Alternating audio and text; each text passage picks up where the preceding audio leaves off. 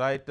Welcome back to left and right. ఇవాళ left and రైట్లో Addanki Dayakar గారు Congress party అధికార ప్రతినిధి, అలాగే కర్ణి ప్రభాకర్ గారు టీఆర్ఎస్ సీనియర్ నాయకులు, శాసన మండలి సభ్యులు స్టూడియోలో ఉన్నారు. ఇక శ్యాంప్రసాద్ రెడ్డి గారు తెలంగాణ రిటైర్డ్ ఇంజనీర్స్ ఫోరం కార్యదర్శి, ప్రధాన కార్యదర్శి శ్యాంప్రసాద్ రెడ్డి గారు మనకి లైవ్లో ఉన్నారు. అలాగే నంద్యాల నరసింహారెడ్డి గారు సిపిఎం సీనియర్ నాయకులు, రైతు నాయకులు కూడా మనకి ప్రత్యక్ష ప్రసారంలో అందుబాటులో ఉన్నారు. మరి కాసేపట్లో ఇనుగాల పెద్దిరెడ్డి గారు టీడీపీ జాతీయ ఉపాధ్యక్షులు ఇనుగాల పెద్దిరెడ్డి గారు, అలాగే వేణుగోపాల్ రెడ్డి గారు భారతీయ జనతా పార్టీ సీనియర్ నాయకులు నరహరి వేణుగోపాల్ రెడ్డి గారు కూడా మనతో జాయిన్ అవుతారు. ఇప్పుడే ఒక 2 గంటల క్రితం ముఖ్యమంత్రి కేసీఆర్ బేగంపేట విమానాశ్రయం సాక్షిగా కాంగ్రెస్ పార్టీకి చేసిన సవాల్ చూసాం.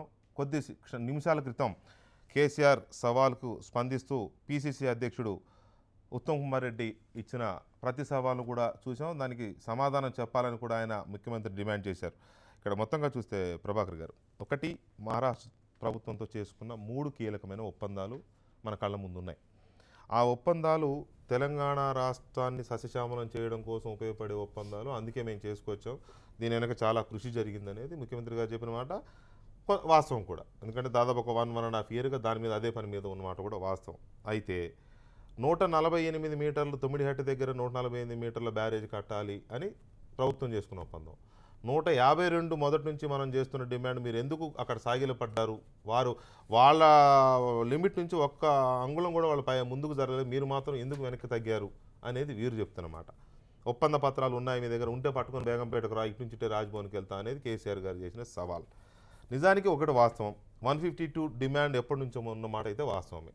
ఒప్పందాలు సంతకాలు పెట్టారా, డాక్యుమెంట్ ఉందా లేదా అనేది దయాకర్ గారు చెప్పాలి, అది నాకు తెలియదు. కానీ డిమాండ్ అయితే ఉంది, ఈ విషయం ఇప్పటిది కాదు, ఎప్పటి నుంచో ఉంది. ఎందుకు మనం ఆ డిమాండ్ నుంచి 148కి వచ్చామనే దానికి సమాధానం చెప్పాల్సిన అవసరం ప్రభుత్వం మీద ఉంటుంది.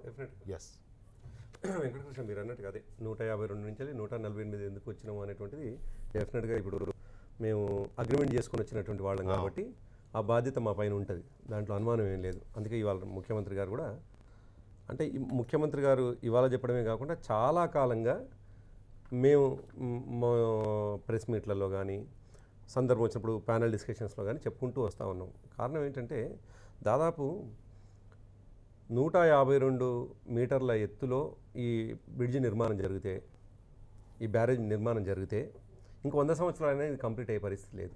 కారణం ఏంటంటే ఇది అంత పక్క రాష్ట్రంతో ముడిపడి ఉన్నటువంటి అంశమైంది వెంకటకృష్ణ. ఈ పక్క రాష్ట్రానికి సంబంధించినటువంటి వాళ్ళ ఆర్గ్యుమెంట్ ఏమిటి అంటే, మాకు దాదాపు 2100 హెక్టార్లు మునిగిపోతూ ఉంది, గడ్చిరోలి కావచ్చు, చంద్రాపూర్ కావచ్చు, ఈ 2 జిల్లాలకు సంబంధించినటువంటి భూమి. అదే విధంగా 30 గ్రామాలు మునిగిపోతా ఉన్నాయి, మీరు లాభపడుతూ మమ్మల్ని నష్టపెట్ల ఎందుకు చేస్తారు అనేటువంటిది వాళ్ళ ఆర్గ్యుమెంట్. అదే కాకుండా 152కు సంబంధించినటువంటి ప్రతిపాదన కాంగ్రెస్ పార్టీ ప్రభుత్వం చేసినప్పుడు, అంటే 2013లో వాళ్ళు ప్రతిపాదన చేసినప్పుడు వీళ్ళు అనుమతులు లేకుండానే టకటక పనులు కానిద్దాము, లేదు దానికి సంబంధించినటువంటి కార్యక్రమం ముందుకు పోతున్నాం అని అనుకున్నప్పుడు శివరాజ్ సింగ్ చౌహాన్ గారు ఆనాడే చాలా స్పష్టంగా ఒక మాట అన్నారు వెంకటకృష్ణ. ఏమన్నారంటే ఆయన, some of the concern of the state of Maharashtra were conveyed by the representatives of the state in the first meeting of coordination committee held on January 21, 2013 at Hyderabad. In the said meeting, these concerns were reciprocated positively by the state of Andhra Pradesh. However, the decisions are not to be implemented in the same spirit. It is also requested that Andhra Pradesh government should not proceed further with unilaterally decided layouts and control levels, as it may lead to unfruitful expenditure అన్నాడు. అంటే ఏమంటాడంటే, మీరు పెట్టినటువంటి ఏదైతే expenditure ఉందో ఉపయోగం లేకుండా పోతుంది, మీరు ఆ పని చేయకండి అనే మాట ఆయన శివరాజ్ సింగ్ చౌహాన్ గారు ఆనాడు చెప్పినటువంటి మాట. దాని కంటిన్యూస్గా 2015లో ఒక సమావేశం జరిగింది ఢిల్లీలో, అంటే ఆఫ్టర్ తెలంగాణ ఫార్మేషన్ మా గవర్నమెంట్ వచ్చిన తర్వాతనే. అక్కడ ఆ రాష్ట్రానికి సంబంధించినటువంటి ఓ మంత్రి, ఆయన అసలు సంబంధం లేకుండానే ఆయన ఒక కామెంట్ చేసినాడు. సంబంధం అసలు నిజానికి అది అసందర్భమైనటువంటి సమావేశం. ఆ అసందర్భమైనటువంటి సమావేశంలో కూడా ఆయన అన్నటువంటి మాట చాలా తీవ్రంగా మేము వ్యతిరేకిస్తున్నాం అనేటువంటి మాటని ఏమంటారంటే, the project authorities are advised to review the quantum of the divertible flows from Pranahita barrage site considering the overall availability at the location, requirement of environmental flows, capacity of pumping, storage of the barrage and route and commanded area storage. అంటే ఇవన్నీ చెప్పుకుంటూ వచ్చినాడు. అంటే ఆయన ఏమేం జరిగిందని చెప్పుకుంటూ వచ్చినాడు. రకరకాలుగా ప్రభుత్వాలు మారినప్పుడల్లా రకరకాల ఆలోచనలు వస్తుంటాయి. అంటే ఏం చేసినారంటే ఈ 10 సంవత్సరాల్లో ఎప్పుడు కూడా 152 అనేటువంటి పదాన్ని, 152 అనేటువంటి ఫిగర్ ని వ్యతిరేకించి వచ్చిండ్రు. అసలు ఎన్నడూ కూడా వాళ్ళు వ్యతిరేకించారు, వీళ్ళు అది కావాలన్నారు అంతే. అయితే కావాలని పట్టుబడడంలో తప్పులేదు. నేను ఏమంటున్నా, ఆశపడడంలో తప్పులేదు వెంకటకృష్ణ. 152 కడదాం అనేటువంటిది మనం ఆశపడడంలో తప్పులేదు. కానీ అది సాధ్యమవుతుందా, సాధ్యం కాదా చూసుకోవాలి. కొండ మీద ఉన్నటువంటి చందమామని తీసుకొచ్చుకుందామని కోరుకుంటే ఎట్లయితే సాధ్యమైద్దా? కాదు. ఎందుకు సాధ్యం కాదు అని అంటే ఓకే, ఒకవేళ ఆ కోరిక ఉన్న దానికి సంబంధించినటువంటి ప్రయత్నాలు ఏమైనా జరిగినాయి 10 సంవత్సరాల కాలంలో అంటే సింగిల్ సమావేశం నిర్వహించలేదు. ముఖ్యమంత్రులు కావచ్చు, తర్వాత మంత్రులు కావచ్చు, కనీసం ఒక సమావేశాలను నిర్వహించి తద్వారా ఒక కన్సెసెస్ ఇక్కడ అంటే ఒక మాట. దీనికి టెక్నికల్ ఇష్యూ ఒకటి ఉన్నది. ఇప్పుడు 152లో ఒకవేళ కట్టినట్లయితే 160 టీఎంసీలని మనం అక్కడి నుంచి తీసుకోవచ్చు అనేటువంటిది పర్మిషన్ ఎవరు, మహారాష్ట్రకు సంబంధించినటువంటి వాళ్ళు, మీరు 160 టీఎంసీలు తీసుకుపోవాలి అన్నది. 160 టీఎంసీలు తీసుకుపోవాల్సినటువంటి పరిస్థితి వచ్చినప్పుడు ఆడ మనకు అవైలబిలిటీ ఎంత మనకు అంటే ఖచ్చితంగా వచ్చేటువంటి ఇది ఎంత అంటే 75%. 75% వాటర్ అంటే ఎంత, 120 టీఎంసీలే. 120 టీఎంసీలు ఇప్పుడు 152 కట్టినప్పుడు మాత్రం అది 152 సాధ్యమైతలేదు కదా. 148 కడుతున్నప్పుడు ఎంత అవుతుంది అష్యూర్డ్ వాటర్ మనకి? కేవలం 40 టీఎంసీలే. 40 టీఎంసీలు ఎక్కడ ఉపయోగపడతాయి అంటే కేవలం ఆదిలాబాద్ జిల్లాకు మాత్రం ఉపయోగపడతాయి. అది మనకి ఇక్కడి వరకు రావు, ఈ 5 జిల్లాలకు రావు. అందుకోసం ఏమనుకున్నామంటే డెఫినెట్గా 160 టీఎంసీలు వాడకం జరగాలి అంటే తమ్ముడిహెట్టి దగ్గర ఎట్టి పరిస్థితుల్లో సాధ్యం కాదు. అది మేడిగడ్డ దగ్గర కడితే మాత్రమే సరైన ఆలోచనతో ప్రయత్నం చేస్తారు. దయాకర్ గారు, ఇక్కడ ఒకటి కాంగ్రెస్ పార్టీ, నేను ఈ డిబేట్కి ముందు జీవన్ రెడ్డి గారితో కూడా మాట్లాడాను.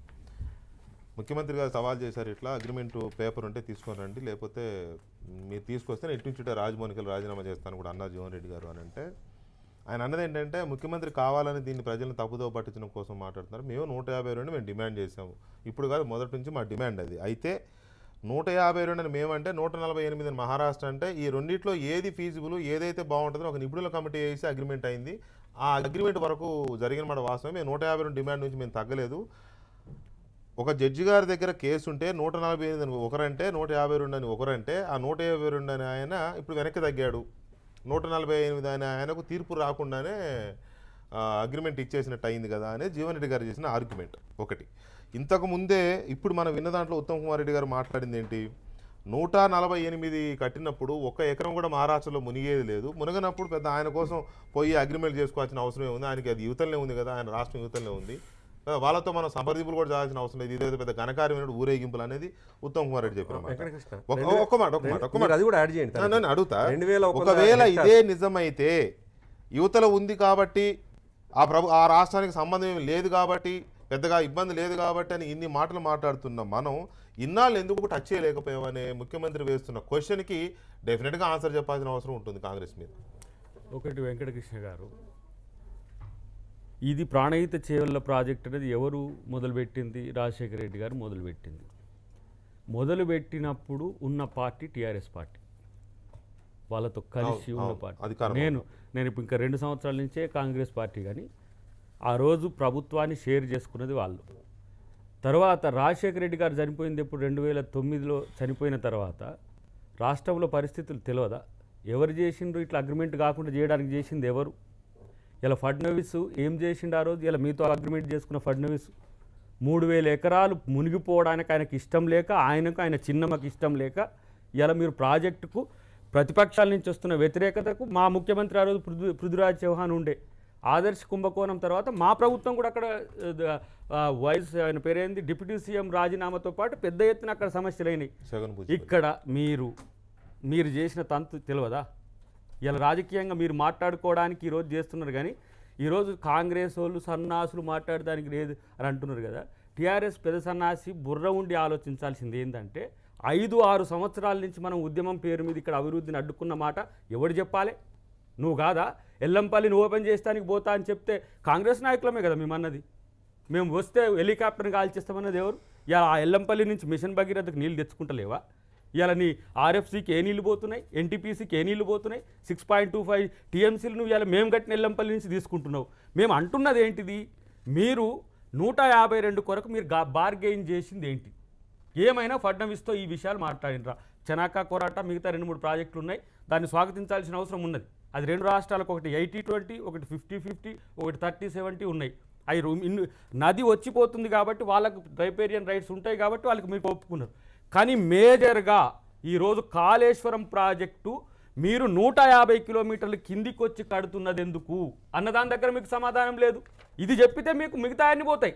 ఇవాళ మీరు 22 టీఎంసీలను ఒక దాంట్లో, 19.3 టీఎంసీలను ఒక దాంట్లో, ఇలా ఇక్కడ మేడిగడ్డ దగ్గర దగ్గర ఒక్క లిఫ్ట్తో ఎల్లంపల్లికి వచ్చేదాని నుంచి ఇలా సుందిల్లా అన్నారంతో పాటు ఈరోజు మేడిగడ్డ నుంచి మీరు ఎత్తిపోతల 7కి ఇప్పుడు 18వ దాంట్లో మల్లన సాగర్ ఉంది. మల్లన సాగర్ నుంచి డిస్ట్రిబ్యూటరీ మొత్తం ఇక ఆ నుంచి 50 టీఎంసీలో నిన్న తర్వాత మీరు ఈరోజు 83,000 కోట్ల రూపాయల ఎస్కలేషన్. ఇప్పుడు ఎట్ ఏ టైం ఈ సంవత్సరంలో అయితే అదే మీరు కట్టే పూర్తి కంప్లీట్ అయ్యడానికి దానికి కనీసం అంటే వీళ్ళు ఓట్ల కొరకు 2 సంవత్సరాలను పెడుతుంది. కానీ ఇప్పుడు యుద్ధ ప్రాతిపదికన చేపట్టినా కూడా 8 నుంచి 9 సంవత్సరాల ప్రాజెక్టు 2వ దశ పూర్తి అయ్యేదానికి అవుతుంది. మీరు ఆకాశ హర్మ్యాలను ఏదో కట్టినట్టు, హుసేన్ సాగర్ను అడిగినట్టు మొత్తంగా ఈరోజు ప్రజలను మభ్యపెట్టే ప్రయత్నం చేయడం కాదు. రీడిజైన్ వల్ల 1,00,000 ఎకరాల సేకరణ అవుతున్నది. 3,000 ఎకరాల మీకు మహారాష్ట్ర నది గర్భంలో ఉన్న భూమిని ముగడానికేమో మీకు ఇష్టం లేదు. 7 మండలాలు అప్పనంగా ఈరోజు ఆంధ్ర ప్రాంతంలో పోలవరానికి అప్పచెప్పడానికి మీకు ఎక్కడ, మరి మీకు ఏం రైట్ ఇచ్చింది తెలంగాణ ప్రజలు? మీకు ఏమైనా ఓటేసి అటువైపు అప్పచెప్పమని చెప్పిండ్రా? మనం 7 మండలాలు వదులుకున్నప్పుడు మీరు 3,000 ఎకరాలు ఇక్కడ ఇవ్వడానికి సిద్ధపడినప్పుడు 2 బీజేపీ పార్టీలే. కాంగ్రెస్ పార్టీ ఇప్పుడు ఏ ఆర్గ్యుమెంట్ చేస్తుంది, అప్పుడు ఏ ఆర్గ్యుమెంట్ చేస్తుంది పక్కన పెడితే కాసేపు గడిచిన 10 సంవత్సరాలు అక్కడ ఇక్కడ కూడా మీరు అధికారంలో ఉన్నారు, కేంద్రంలో మీరు అధికారంలో ఉన్నారు. ఎందుకని దాన్ని మనం చేయలేకపోయాము అంటే ఇప్పుడు ఉద్యమంలో అభివృద్ధికి టీఆర్ఎస్ అడ్డుపడిందని మీరు మాట్లాడుతున్నారు. డెఫినెట్ గా ఆ రోజు ఉద్యమంలో మీరు కూడా ఉన్నారు. ఆ రోజు ఉద్యమంలో టీఆర్ఎస్ ఆ రోజు మీరు వ్యక్తిగతంగా కాదు, ఆ రోజు కాంగ్రెస్ పార్టీ ఉద్యమంలో ఉంది. జేఏసీలో భాగస్వామి కాంగ్రెస్ పార్టీ. మీరు ఇదే తెలంగాణ కాంగ్రెస్ పార్టీ నాయకులు కిరణ్ కుమార్ రెడ్డిని ఒక నిమిషం అంటే అధికార పార్టీగా నేను 10 సంవత్సరాలు మీరు అధికారంలో మీరు అడిగితే రాజకీయం అవుతుంది. నేను ఆయన అడుగుతున్నది ఏంటంటే, మీరు అడుగుతున్న దానితో పాటు నేను వారిని డెఫినెట్గా నేను ఒక పార్టీగానే అడుగుతున్నాను. ఇప్పుడు ఈ ఉద్యమాలు అడ్డుకునేయని అంటున్నారు కదా, కాంగ్రెస్ పార్టీ ఇక్కడ అధికారంలో ఉంది, మహారాష్ట్ర కాంగ్రెస్ పార్టీ కేంద్రంలో ఉంది కదా. ఈ ఉద్యమాలు ఇక్కడ మీకు ఢిల్లీలో జరిగే అగ్రిమెంట్లకు అడ్డు తగిలినాయా? నేను అంటున్నది కూడా అది. ఇప్పుడు మీకు ప్రధానంగా ఎదురయ్యే క్వశ్చన్ సార్ ఒకటి, దయాకర్ గారు, ఇది 152 చేస్తే మంచిదేనేమో అని మీ ఆర్గ్యుమెంట్ని మేము యాక్సెప్ట్ చేసినా కూడా ఒకవేళ అనుకుంటా నేను ఒక వ్యక్తిగతంగా డెఫినెట్గా 148 కంటే 152 మంచిది కదా అని అనిపిస్తుంది డెఫినెట్గా ఎవరికైనా. ఓకే, నేను కూడా ఒక సామాన్య వాళ్ళని అనుకుంటున్నా 152 అయితే కేసీఆర్ ఎందుకు 140 చేశాడు, కరెక్ట్గా కేసీఆర్ తప్పు చేశాడు. ఎస్, నేను అనుకుందాం. ఇప్పుడు మీరు ఏం చేశారు ఈ 10 ఏళ్లలో? అన్ని ప్రభుత్వాలు మీ దగ్గర ఉన్నప్పుడు చేసుంటే అయిపోయేది కదా, ఇవాళ గొడవ లేదు కదా. అన్యాపదేశంగా అనబోయి ఉత్తమ్ కుమార్ రెడ్డి కిరణ్ కుమార్ రెడ్డి అన్నాడు. మీరు మొట్టమొదటి స్పీచ్లో చూస్తే అంటే మీ ఉద్దేశంలో ఏమున్నది? ఇప్పుడు సీమాంధ్ర పాలకులు ఈ తెలంగాణ ప్రాంతంలో కాంగ్రెస్ పార్టీగా ఉన్నట్టు ఫీల్ అవుతున్నాడు. ఇప్పుడు రంగారెడ్డి జిల్లా కలెక్టర్ దగ్గర నిన్న ధర్నా చేసింది ఉత్తమ్ కుమార్ రెడ్డి గారే కదా, కిరణ్ కుమార్ రెడ్డి గారు అని మళ్ళీ ఉత్తమ్ కుమార్ రెడ్డి గారు స్పీచ్ మీరు చూస్తే తెలంగాణ ఈ రోజు నీకు తెలంగాణ ఏర్పడ్డాక తెలంగాణ ప్రదేశ్ కాంగ్రెస్ కమిటీ మీద ఆరోపణలు ఆంధ్రప్రదేశ్లో జరిగిన పాలకుల మీదకి నెట్టి తెలంగాణ అంటే నేనని చెప్పుకునే ప్రయత్నం ఇది. మేము ఆ రోజు ఎవరు వ్యతిరేకించలేదా? కాంగ్రెస్ పార్టీలో పీజేఆర్ని ఒక్కసారి మీరు తీయండి, నోట్స్ తీయండి. ఎందుకు ఈరోజు ఆ పాలకుల యొక్క సమస్యల వల్లనే ఈరోజు తెలంగాణకు నష్టం జరిగిందని ఒక ఎత్తు, ఫడ్నవీస్కు సంబంధించిన చర్చను మీరు తీసుకురండి. ఎవరు అక్కడ ఉద్యమం చేసింది అక్కడ మునుగుతుందని ఈ రోజు ఆయనకు అనుకూలంగా నువ్వు అగ్రిమెంట్ కాదు, ఆయనకు అనుకూలంగా ఉండేది.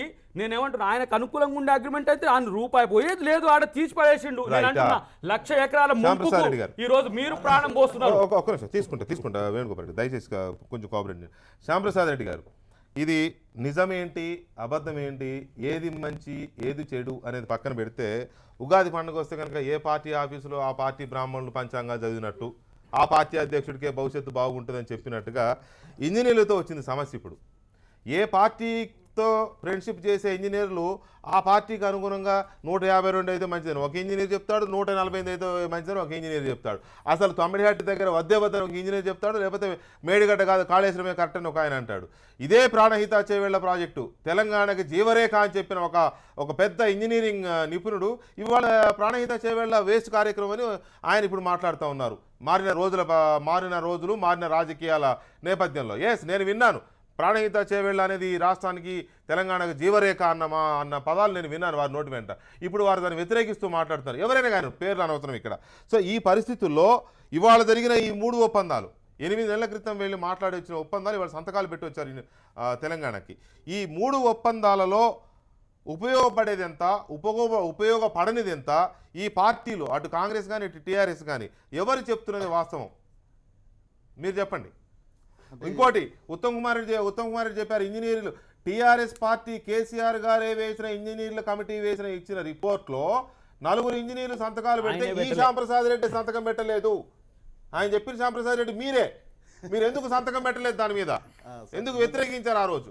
దాన్ని నేను మొదలు వివరణిస్తా. కమిటీ రిపోర్ట్ విషయంలో యాక్చువల్లీ గవర్నమెంట్ ఎలాంటి కమిటీ వేయలేదు. ఫస్ట్ థింగ్, అక్కడ ఏదైతే రెఫర్ చేయబడ్డదో ఆ కమిటీ యొక్క నెంబరు యాక్చువల్లీ వరంగల్ ప్రాజెక్ట్స్ విషయంలో ఒక కమిటీ వేయడం జరిగింది. వరంగల్లో ఉన్నటువంటి ప్రాజెక్ట్స్ ఏవైతున్నాయో అందులో కొన్ని ఈ ప్రాజెక్టులు నాయకట్టు ఓవర్లాప్ అయ్యి ఇంకో ప్రాజెక్టులు ఉన్నాయి. దేవాదలు ఉన్నది ప్రాణహితకు రావడము, తర్వాత కాకతీయ కెనాల్ కింద కొంత రావడము. కాబట్టి మీరు వరంగల్లో ఉన్నటువంటి ప్రాజెక్టులని క్షుణ్ణంగా విశ్లేషించి ఒక గవర్నమెంట్కి ఒక రిపోర్ట్ ఇవ్వండి అని చెప్పేసి ఒక కమిటీ వేశారు. ఆ కమిటీలో ఉన్నటువంటి మెంబర్లు మేము 5గురం.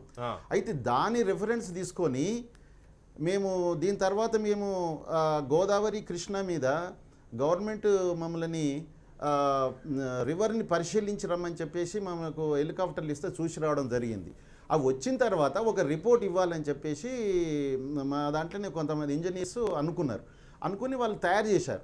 తయారు చేసిన తర్వాత నేను దాని మీద సంతకం పెట్టకపోవడానికి కారణం ఏంటంటే అసలు గవర్నమెంట్ మరి నియమించినప్పుడు గవర్నమెంట్ నియమించినటువంటి రాసుకోవడం తప్పు. రెండవది మొదలు డ్రాఫ్ట్ అప్రూవల్ అయిన తర్వాత అందరి సంతకాలకు రావాలి. కాబట్టి వాళ్ళు చెప్పింది కూడా అందులో ఏమున్నదంటే ఎవరే కానీ 152 కానీ ఆ రోజు అనుకున్నాం. అసలు కేసీఆర్ గారు 2 సార్లు మహారాష్ట్రకు పోయి వచ్చారు ఒప్పియడానికి 152కే. 152కు ఒప్పుకోకపోయినట్టయితే మొదటిసారి పోయిన తర్వాత రెండోసారి పోయే కంటే ముందు ఇంకా కొంచెం తగ్గించుకున్నట్టయితే ఒప్పుకుంటారేమో ట్రై చేయండి అని చెప్పేసి చెప్పింది అది. కాకపోతే ఆ కమిటీ మట్టుకు it is not official committee, అసలు అలాంటి కమిటీ లేదు. అది మీకు క్లియర్ చేస్తున్నాను. దాని తర్వాత ఇప్పుడు ఏది మంచిది అదే దాని విషయంలో వచ్చినప్పుడు ఏదైతే ఏప్రిల్లో మార్చిలో నాకు స్ట్రైట్ గా చెప్పండి, తమ్మిడిహట్టి అనే దగ్గర బ్యారేజీ 152 మీటర్లు కడితే మంచిదా, 148 కడితే సరిపోతుందా? 152 అనుకుంటే అది సాధ్యమయ్యే పని కాదా? అది చూడండి, ఇప్పుడు 152 గురించే గత ప్రభుత్వాలు ప్రయత్నం చేసినాయి. కానీ వాటి లోపల ప్రయత్నం చేశాయి. ఎంతవరకు చేశాయంటే అక్కడ తుమ్మడిహట్టి దగ్గర ఒక రిజర్వాయర్ కావాలనే దగ్గర 2 రాష్ట్రాల మధ్యలో ఒక అంగీకారం కుదిరింది 5th May 2012. Kiran Kumar Reddy CM ఉన్నప్పుడు చౌహాన్ గారు సీఎం ఉన్నప్పుడు ఢిల్లీలో ఆ ఇద్దరి మధ్యలో సంతకాలు అయినాయి. అది తమ్మిడిహట్టి దగ్గర బ్యారేజ్ నిర్మించాలని 2 ప్రభుత్వాల మధ్య ఒక అవగాహన జరిగింది. దాని మీద ఇద్దరు సీఎంలు సంతకాలు ఉన్నాయి. అప్పుడే ఒక ఇంటర్ స్టేట్ బోర్డు కూడా ఏర్పడ్డది. ఆ బోర్డు యొక్క ఫర్దర్ పని చేయలేదన్నమాట. ఏది టెక్నికల్ దాని ఏ లెవెల్ పెట్టాలి, ఎంత కెపాసిటీ పెట్టాలి అనే దగ్గర మనకు కుదరలేదు. 2 సార్లు మీటింగ్స్ అయింది, అది కాలేదు. ఇప్పుడు మనం మార్చిలో ఏదైతే జరిగిందో మనం 2 ప్రభుత్వాల ఒక మాట చెప్పండి మీరు జరిగినటువంటిది అప్పుడు జరిగింది. ఒక మాట తమ్మిడిహట్టి దగ్గర బ్యారేజీ కట్టాలనే విషయంలో కాంగ్రెస్ పార్టీ 2013లో ప్రయత్నం చేసింది, 2012లో ప్రయత్నం చేసింది. కిరణ్ కుమార్ రెడ్డి సీఎం, మహారాష్ట్ర సీఎం ఇద్దరు సంతకాలు పెట్టారని మీరు చెప్పారు, ఒక నిపుణుల కమిటీ వేయాలని. ఇక్కడ ఇది ఎప్పటి నుంచి ఉన్న తంతుకు ఆ రోజు సంతకాలు జరిగాయి. ఇది చిత్తశుద్ధితో చేసిన సంతకాలా లేక తెలంగాణ ఉద్యమం పతాక స్థాయికి చేరిన నేపథ్యంలో తెలంగాణకి ఏదో చేసామని చెప్పడం కోసం చేసిన కార్యక్రమంలో భాగమా? ఇది చాలా ఇంపార్టెంట్. ఎందుకంటే ఎప్పుడో వెంగళరావు గారు ముఖ్యమంత్రిగా ఉన్నప్పుడు కూడా ఏవో చర్చలు జరిగాయని చెప్తా ఉన్నారు. 75 నుంచి 2012 దాకా ఏమీ రానిది 2012లో ఇద్దరు ముఖ్యమంత్రులు కాంగ్రెస్ ముఖ్యమంత్రి సంతకాలు పెట్టారు అని అంటే తెలంగాణ ఉద్యమం పీక్ స్టేజ్లో ఉంది కాబట్టి పెట్టారు అనుకోవాలన్నా, లేక ఇది కార్యక్రమంలో భాగంగా ప్రాసెస్లో వచ్చింది అనుకోవాలా? ముఖ్యంగా చిత్తశుద్ధి లేనటువంటిది. ఎందుకంటే అందులో ఆ రెఫరెన్స్లో కూడా 1975 అక్టోబర్ 6 నాడు వెంగళరావు గారు తర్వాత ఎస్బి చవాన్ గారి మధ్యలో జరిగిన ఒప్పందం ప్రకారంగా ఈరోజు మేము దాన్ని ఈ 3 ప్రాజెక్టుల గురించి మేము ఒక ఒప్పందానికి వచ్చామన్నారు. ఒకటి లోవర్ పెనుగంగ, లెండి, తర్వాత ప్రాణహిత ప్రాజెక్టు. కానీ లోవర్ పెనుగంగ అండ్ లెండి దాని మీద ఆల్రెడీ అది సమస్య పరిష్కారం అయింది. కానీ ప్రాణహిత మీద కాలేదు కాబట్టి దీని గురించి ఒక ఇంటర్ స్టేట్ బోర్డు, ఇది తెలంగాణ ఉద్యమం పీక్లో ఉన్న పీరియడ్లో ఎందుకంటే 2007లో టెండర్ పిలిచి 2008లో దానికి వర్క్కు అగ్రిమెంట్స్ చేసుకున్న తర్వాత 4 సంవత్సరాలలో అసలు కనీసం ఇంటర్ స్టేట్ ప్రాబ్లం ఉన్నదని చెప్పేసి మహారాష్ట్రతో ఎలాంటిది మనం చేయకపోవడం అనేది. ఆ ఇంటర్ స్టేట్ బోర్డు ఏమైనా రిపోర్ట్ ఇచ్చిందా?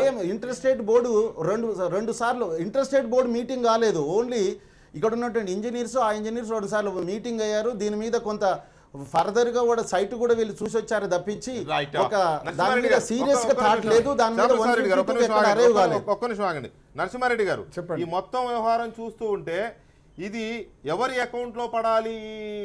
ఈ బ్యారేజ్లు ఈ 3 ప్రాజెక్టులు ఎవరి అకౌంట్ లో పడాలని దానికోసం జరుగుతున్న ఇదిగా కనపడుతుందా, లేక నిజంగానే కాంగ్రెస్ పార్టీ చిత్తశుద్ధితో చేసిందా, లేక కాంగ్రెస్ పార్టీ చిత్తశుద్ధితో చేయకపోవడం వల్ల ఇవాళ టీఆర్ఎస్ ప్రభుత్వం చేసింది చిత్తశుద్ధి అనుకోవాలి? ఆనాడు కాంగ్రెస్ ఈ ప్రాజెక్టు విషయంలో ప్రకటించిన తర్వాత అనుమతులు తెస్తామని చెప్పి నీటి అనుమతులు అంటే మహారాష్ట్రతోటి మన రాష్ట్రంతో చేసుకునే ఒప్పందంలో నిర్లక్ష్యం జరిగింది. ఎందుకంటే కేంద్రంలో కాంగ్రెస్ ఉంది, మహారాష్ట్రలో కాంగ్రెస్ ఉంది, ఆంధ్రప్రదేశ్లో కాంగ్రెస్ ఉంది.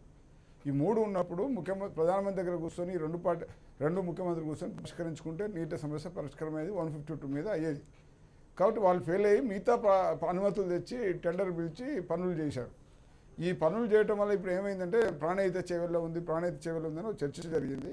తర్వాత విభజన సందర్భంలో స్పష్టంగా ఒక చర్చ కూడా జరిగింది. అక్కడ పోలవరం జాతీయ ప్రాజెక్టుగా ఉండాలి, ఇక్కడ ప్రాణహిత చేవెళ్లకు నిధులు ఇవ్వాలనే ఒక చర్చ జరిగింది. ఆ చర్చ అంతా ఇప్పుడు వెనకపోయిన తర్వాత ఇప్పుడు ప్రాణహిత చేవెళ్ళ కాదు కాళేశ్వరం ప్రాజెక్ట్ అని ముందుకు తీసుకొచ్చినారు కేసీఆర్ ప్రభుత్వం. నిజమే, 150T కోసం మీరు చేసిన ప్రయత్నం ఏంటి? 152 మంచిది, దాని ద్వారా నీళ్ళు వస్తే మంచిదని నిపుణుల రిపోర్టు శ్యాంప్రసాద్ గారు ఇప్పుడు వివరణ ఇచ్చారు. 152 మీద వస్తే మంచిది అని చెప్పారు. 152 కోసం ప్రభుత్వం ప్రయత్నం చేసిందా? చేయలేదు. హనుమంతరావు గారు కూడా స్పష్టంగా చెప్పారు, కింది నుంచి మీదకి నీళ్ళు తీసుకునే బదులు పైనుంచి నీళ్ళు 152 మీద నుంచి వస్తేనే మనకు మంచిది, ఆ మొదట చేసిన పథకం మంచిది అని చెప్పారు.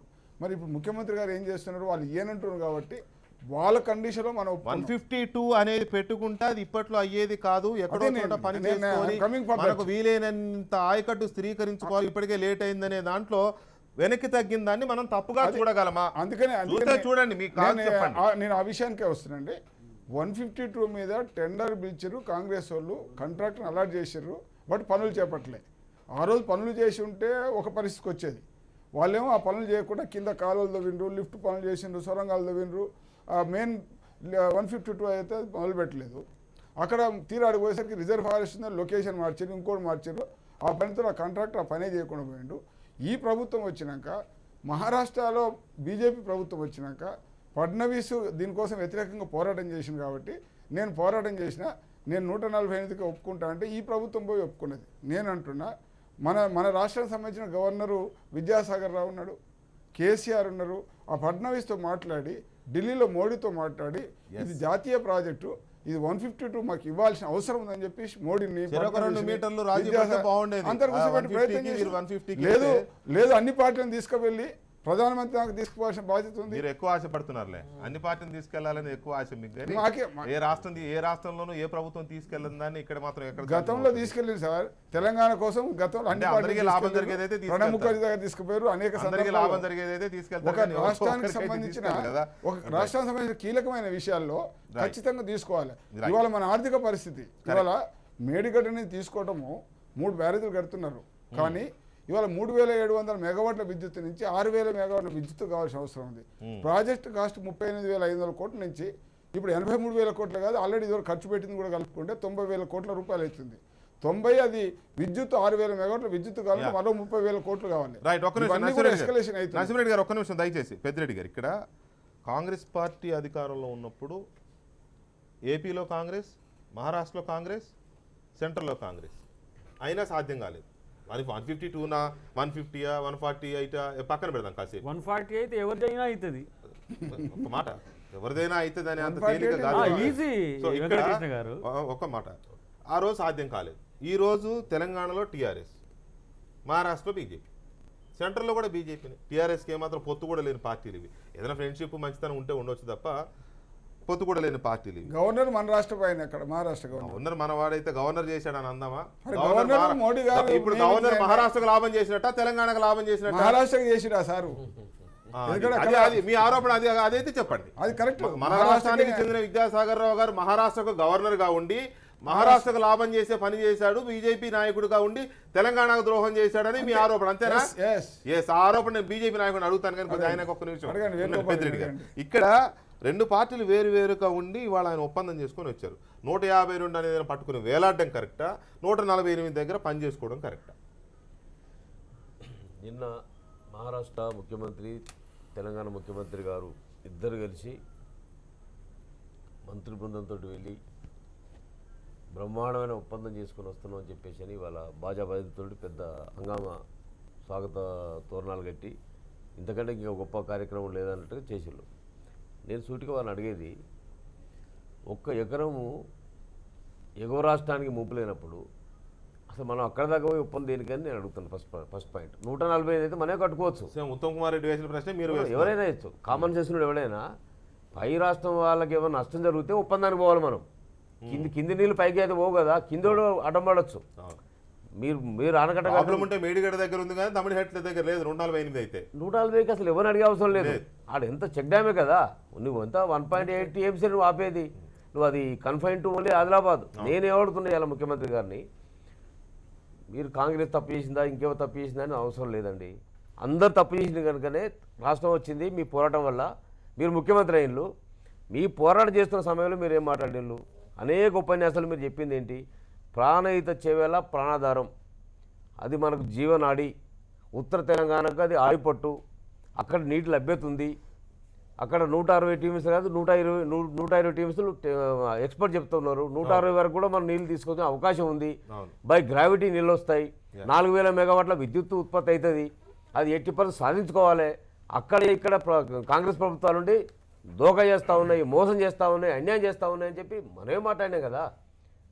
నేను కాలడం పెడతాను, రేపు అది సాధిస్తాను, జాతీయ ప్రాజెక్టు కొరకు పోరాటం చేస్తానండి, ఇన్ని మాటలు మీరు మాట్లాడారు. ఇవాళ ఏం చేసిన దాన్ని ప్రాణం తీసిళ్ళు. ఇవాళ ప్రాణహిత ప్రాజెక్టు ప్రాణం తీసిళ్ళు. సరే ఎవరు పొరపాటు అనేది కాదు. ఇవాళ అదొక్కటే మనకు కొంత గ్రావిటీ తోటి, తక్కువ ఖర్చుతోటి, విద్యుత్ ఉత్పత్తితోటి సుమారుగా 16 లక్షల ఎకరాలు మనకు స్థిరీకరణ కావచ్చు, లేకపోతే కొత్త ఆయకట్టు చేసుకునే అవకాశం ఉన్న ప్రాజెక్ట్ అది. దాని గురించి నువ్వు పోరాటం చేయాలి. నువ్వు రాజీ పడాల్సిన అవసరం ఏముంది? రాజీ పడిపోయి ఒక ఎకరం ముంపు లేకుండా నేను కింద ఎక్కడో కడతా, కింద కట్టుకో, ఎవరిదన్నాడు, కింద నీళ్ళు మస్తున్నాయి, దానికి ఎవరు అడ్డపడతలేరు. 100 చెక్ డ్యాములు కట్టు, వాళ్ళు 300 కట్టుకున్నప్పుడు నువ్వు 300 కట్టేసి 300 పంపులు పెట్టేసి లిఫ్ట్ ద్వారానే కదా మనం తెచ్చుకోవాల్సింది. బై గ్రావిటీ అది ఒక్కటే మనకున్న అవకాశము. కృష్ణాలో మనకు పెద్ద స్కోప్ లేదు బై గ్రావిటీ, గోదావరి కిందలో మనకు స్కోప్ లేదు, పైన ఒకే ఒక ప్రాజెక్టు స్కోప్ ఉన్నదని మీరు అంత నిపుణులు, పండితులు, విద్వాంసులు మీరు ఆ మాట చెప్తే మేము అందరం పులికించిపోయినాము, చెల్లించిపోయినాము, ఉద్యమంలో మేమందరం పాల్గొన్నాము. ఇవాళ ఇంత సింపుల్గా కాంప్రమైజ్ అయిపోయేసి ఒక ఎకరం ముంపు లేనటువంటి 1.8 టీఎంసీలకు నువ్వు ఒప్పందం చేసుకొని అది ఆదిలాబాద్ కన్ఫైన్ చేసి ఇవాళ 10,000 కోట్లు ఖర్చు పెట్టే సంగతి. మీరు కానీ కాంగ్రెస్ కానీ లేకపోతే విమర్శించే ఇవాళ ఈ వీటిని తప్పుపడుతున్న ఎవరైనా తమిళహట్టి దగ్గర 150 నుంచి 148కి వచ్చారనే దాన్ని మాట్లాడుతున్నారు. కానీ అదే మేడిగడ్డ దగ్గర మహారాష్ట్రకు సంబంధించిన 3,000 ఎకరాల ముంపునకు గురవుతున్నా కూడా ఆ ప్రభుత్వంతో మనం ఒప్పందం చేసుకున్నాం అన్న దాన్ని ఎందుకు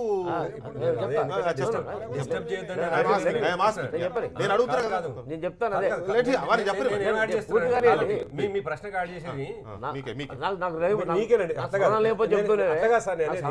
148కి కట్టుకునే బదులు 148 ఎందుకైతే కడుతున్నారో కింద మీకు అవసరమే లేదు, ఆ మహారాష్ట్రతో ఇబ్బందులు లేవు అని చెప్పేసి అంటున్నారు కదా. మీద అదే మీ తమ్మిడిహట్టి దగ్గర మీరు అనేది మేడిగడ్డ దగ్గర అనేక చిక్కులు ఉన్నాయి. ఆ చిక్కుల కోసం ఇవాళ కేవలం 148 సంబంధించిన అగ్రిమెంట్ జరగలేదు. అది సమాధానం కావచ్చు. దీన్ని ఎందుకు తప్పట్టు? నేను వస్తున్నా అక్కడికి గారు. నేనేమంటున్నా, బై గ్రావిటీ తక్కువ ఖర్చుతో భారం లేకుండా మనకు ఒక జీవనాధారమైన ప్రాజెక్టును వదిలిపెట్టుకొని 700 మీటర్ల కిందికి వెళ్ళి 19 లిఫ్ట్ల ద్వారా నీటిని మనం తెచ్చుకోవాలి, అది మనం మర్చిపోతున్నాం. అక్కడ ముంపు గురవుతున్న మాట నిజమే, దాన్ని వాళ్ళు ఒప్పుకున్నారంటే అక్కడ ఒప్పుకోలేదు, ఇక్కడ ఎందుకు ఒప్పుకోలే? ఇక్కడ 1800 ఎకరాలకు ఎందుకు ఒప్పుకోలే, అక్కడ 3000 ఎందుకు ఒప్పుకున్నారు? మరి ఫారెస్ట్ ఉంది. నేను అడుగుతున్న ప్రశ్న, నేనేమంటున్నా 18,000 ఎకరాలకు ఒక ఎకరానికి కోటి రూపాయలు ఇచ్చిన వెంకటేశ్వర గారు, ఎకరానికి కోటి ఇచ్చిన 1800 కోట్లు పోయినా 18,000 కోట్లు పోయినా ఇలా 56,000 కోట్లు కాదు 1,00,000 కోట్లు అయినా మనకు ఆ బై గ్రావిటీ తోటి ఇన్కంటిన్యూషన్ కదా ఇది ప్రాజెక్ట్ అనేది వాటితో పూర్తి కాదు, తరతరాలుగా ఉండేటువంటి ప్రాజెక్ట్. ఇలా నాగర్ కానీ ఇవన్నీ కూడా తరతరాలుగా మనం ఉపయోగించుకుంటున్నాం. అది లాంగ్ వీటిలో మనం చూసుకొని అక్కడ తప్పిదం జరిగిందని నేను బాధపడుతున్నా, భావిస్తా ఉన్నా. సరే ఆయన కన్విన్స్ అయి ఉండొచ్చు. అక్కడ 1800 ఎకరాలు 3000 ఎకరాల గురించి మనం ఇంత ఆలోచించినప్పుడు ఇవాళ మనం కింది నుంచి వెళ్ళి పైకి తీసుకొచ్చి మనం ఎన్ని లక్షల ఎకరాలు మనం ఇలా ఎక్వైర్ చేస్తున్నాం.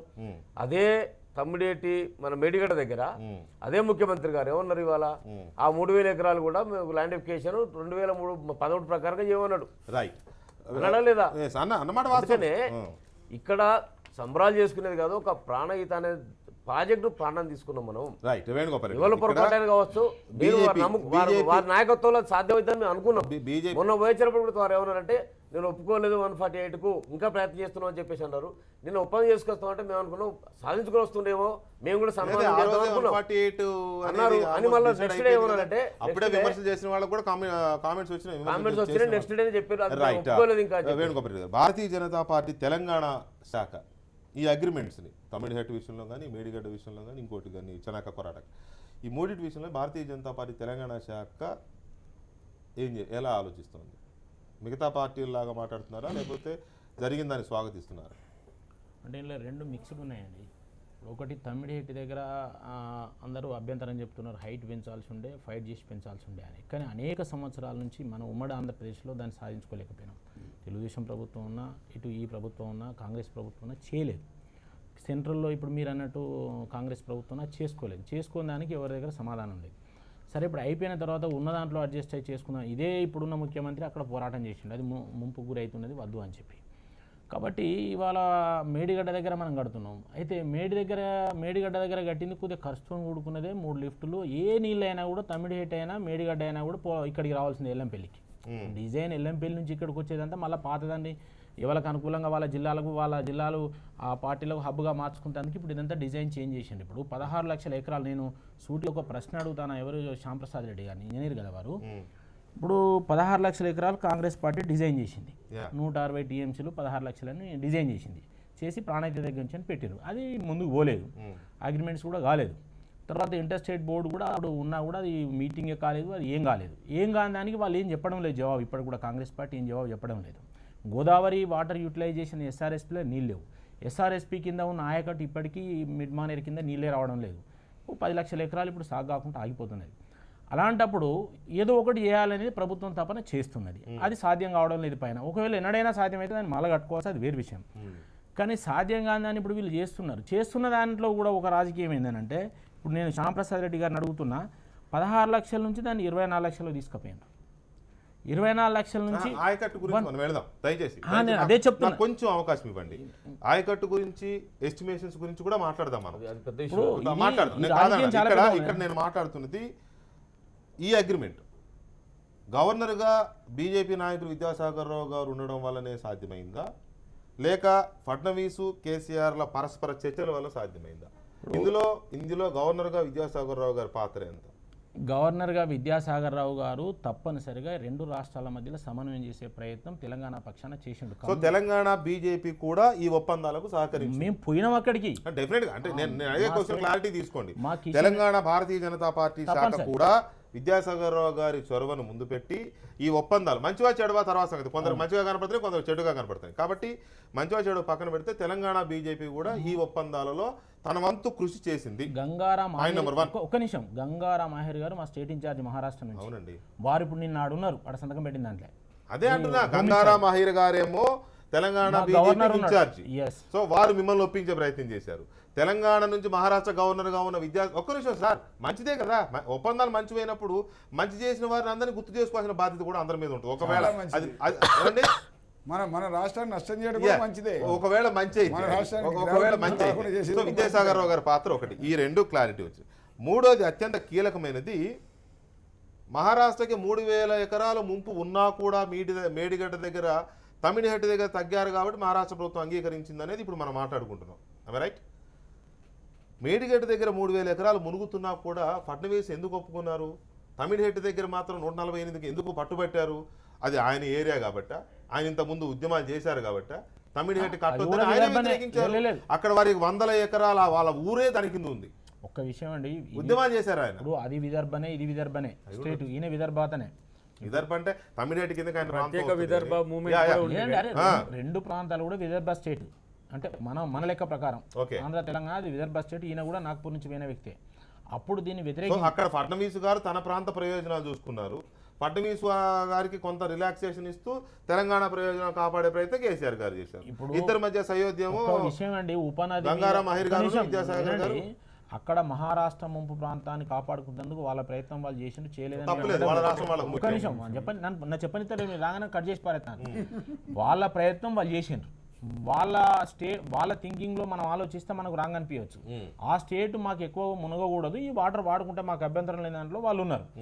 రెండోది, దీంట్లో విద్యాసాగరరావు గారు కానీ, ఇక్కడ ఇన్ఛార్జ్ ఉన్న మినిస్టర్ కానీ, మా స్టేట్ ఆఫీస్ బేర్స్ కానీ అందరూ కూడా మహారాష్ట్ర ముఖ్యమంత్రితో కానీ ఇతరులతో మాట్లాడడం జరిగింది. మాట్లాడిన తర్వాత ఏంటంటే ఇప్పుడున్న పరిస్థితుల్లో ఎంతవరకు వీలైతే అంతవరకు చేసుకొని ఆ ఉన్న నీళ్ళను ఉపయోగించుకోవాలనేది. అది ఉపనది. ఇప్పుడు గోదావరిలో నీళ్లు లభ్యత ఎక్కువ ఉన్నది, అది ఉపనది. కాబట్టి అక్కడికి ఇప్పుడు జెంటిల్మెన్ అగ్రిమెంట్ నన్ను అడిగితే చేసుకుంటే దాన్ని ఎందుకు తప్పు పట్టాలి? ఇప్పుడు ఒకవేళ 52 అయితే ఎవరన్నా వస్తే తీసుకొస్తే ఫ్యూచర్ లో దానికి ఏం దారులు మూసుకపోతాయి. వినండి మీరు, ఇప్పుడు ఒక్క నిమిషం ఆగు బ్రదర్. 40 నుంచి చేసుకున్నాక ఒక్క నిమిషం, 40 నుంచి చేసుకున్న దానికి ఎవరైనా కెపాసిటీ ఉన్న ప్రభుత్వాలు రేపు ఫ్యూచర్ లో అయితే 52 చేసుకోవచ్చు. ఇక్కడ 100 మీటర్లు ఉన్నదాన్ని 100 మీటర్లు ఉన్నదాన్ని 101 కూడా ప్రొవిజన్ పెట్టుకున్నారు. చేసిన దాన్ని తప్పు పడుతున్నారు, చెయ్యని దానికి ఎవరు జవాబు చెప్పడం లేదు. కేసీఆర్ గారు కాంగ్రెస్ ని, టీడీపీని ఇద్దరిని విమర్శించారు, ఛాలెంజ్ చేశారు, సవాల్ చేశారు, ప్రశ్నించారు, ధీటుగా దాడి చేశారు. బీజేపీ విషయంలో ఒకసారి ప్రధానమంత్రి గారికి కూడా తెలిసి అవినీతి లేదని ఆయన విషయం ఎత్తున ఇక్కడ బీజేపీని కూడా విమర్శించారు. ఈ ప్రాజెక్టుల విషయంలో కానీ, అవినీతి విషయంలో మాట్లాడుతున్న తీరులో కానీ. అయితే మొత్తంలో ఎక్కడ కూడా జేఏసీ టాపిక్ రాలేదు. జేఏసీ కూడా కొన్ని విషయాల్లో మాట్లాడుతుంది ఈ మధ్యకాలంలో. జేఏసీ మీద ఇప్పుడు ఇరిగేషన్ ప్రాజెక్ట్స్ సంబంధించి స్టడీ చేస్తున్న రఘు గారు మనకు లైన్లో ఉన్నారు. ఇప్పుడు రఘు గారు నమస్కారం. రఘు గారు, ఈ ఒప్పందాలు మహారాష్ట్రతో చేసుకున్న ఒప్పందాల మీద జేఏసీ ఒపీనియన్ ఏంటి? వచ్చిన తర్వాత కేసీఆర్ గారు చెప్పారు కూడా ఎలాంటి ఒప్పందాలు చేస్తున్నారు. ఇందాక బేగంపేట విమానాశ్రయంలో మీరు చూశారు కదా. సో ఓవరాల్ ఒప్పందాల మీద జేఏసీ వ్యూ ఏంటి? అంటే ఈ ఒప్పందానికి సంబంధించి జేఏసీ ఆల్రెడీ ఇప్పుడే ఒపీనియన్ చెప్పిందండి. ఎందుకంటే పొరుగు రాష్ట్రాలతోటి సామరస్యంగా సమస్యలు పరిష్కరించడం అనేది ఒక మంచి సంప్రదాయం ఇది. కాబట్టి ఒప్పందం చేసుకోవడం అనేది జేఏసీ సమర్థిస్తుంది.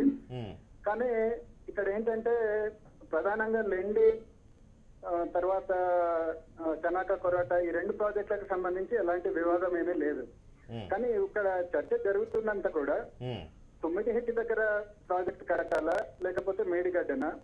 ప్రభుత్వం చెప్తున్నది ఏంటంటే సార్ రీసౌండ్ వస్తుంది సార్ కొంచెం మీరే మాట్లాడండి, పర్లేదు. కొంచెం ఇక్కడ ఇష్యూ ఏంటంటే 152 మీటర్స్ కడితే బాగుంటుంది అనేసి విపక్షాలు అంటున్నాయి. ప్రభుత్వం అది సాధ్యం కాదు కాబట్టి, మహారాష్ట్ర ప్రభుత్వం ఒప్పుకోవట్లేదు కాబట్టి 148 మీటర్స్ దగ్గర కడతామని చెప్తున్నది.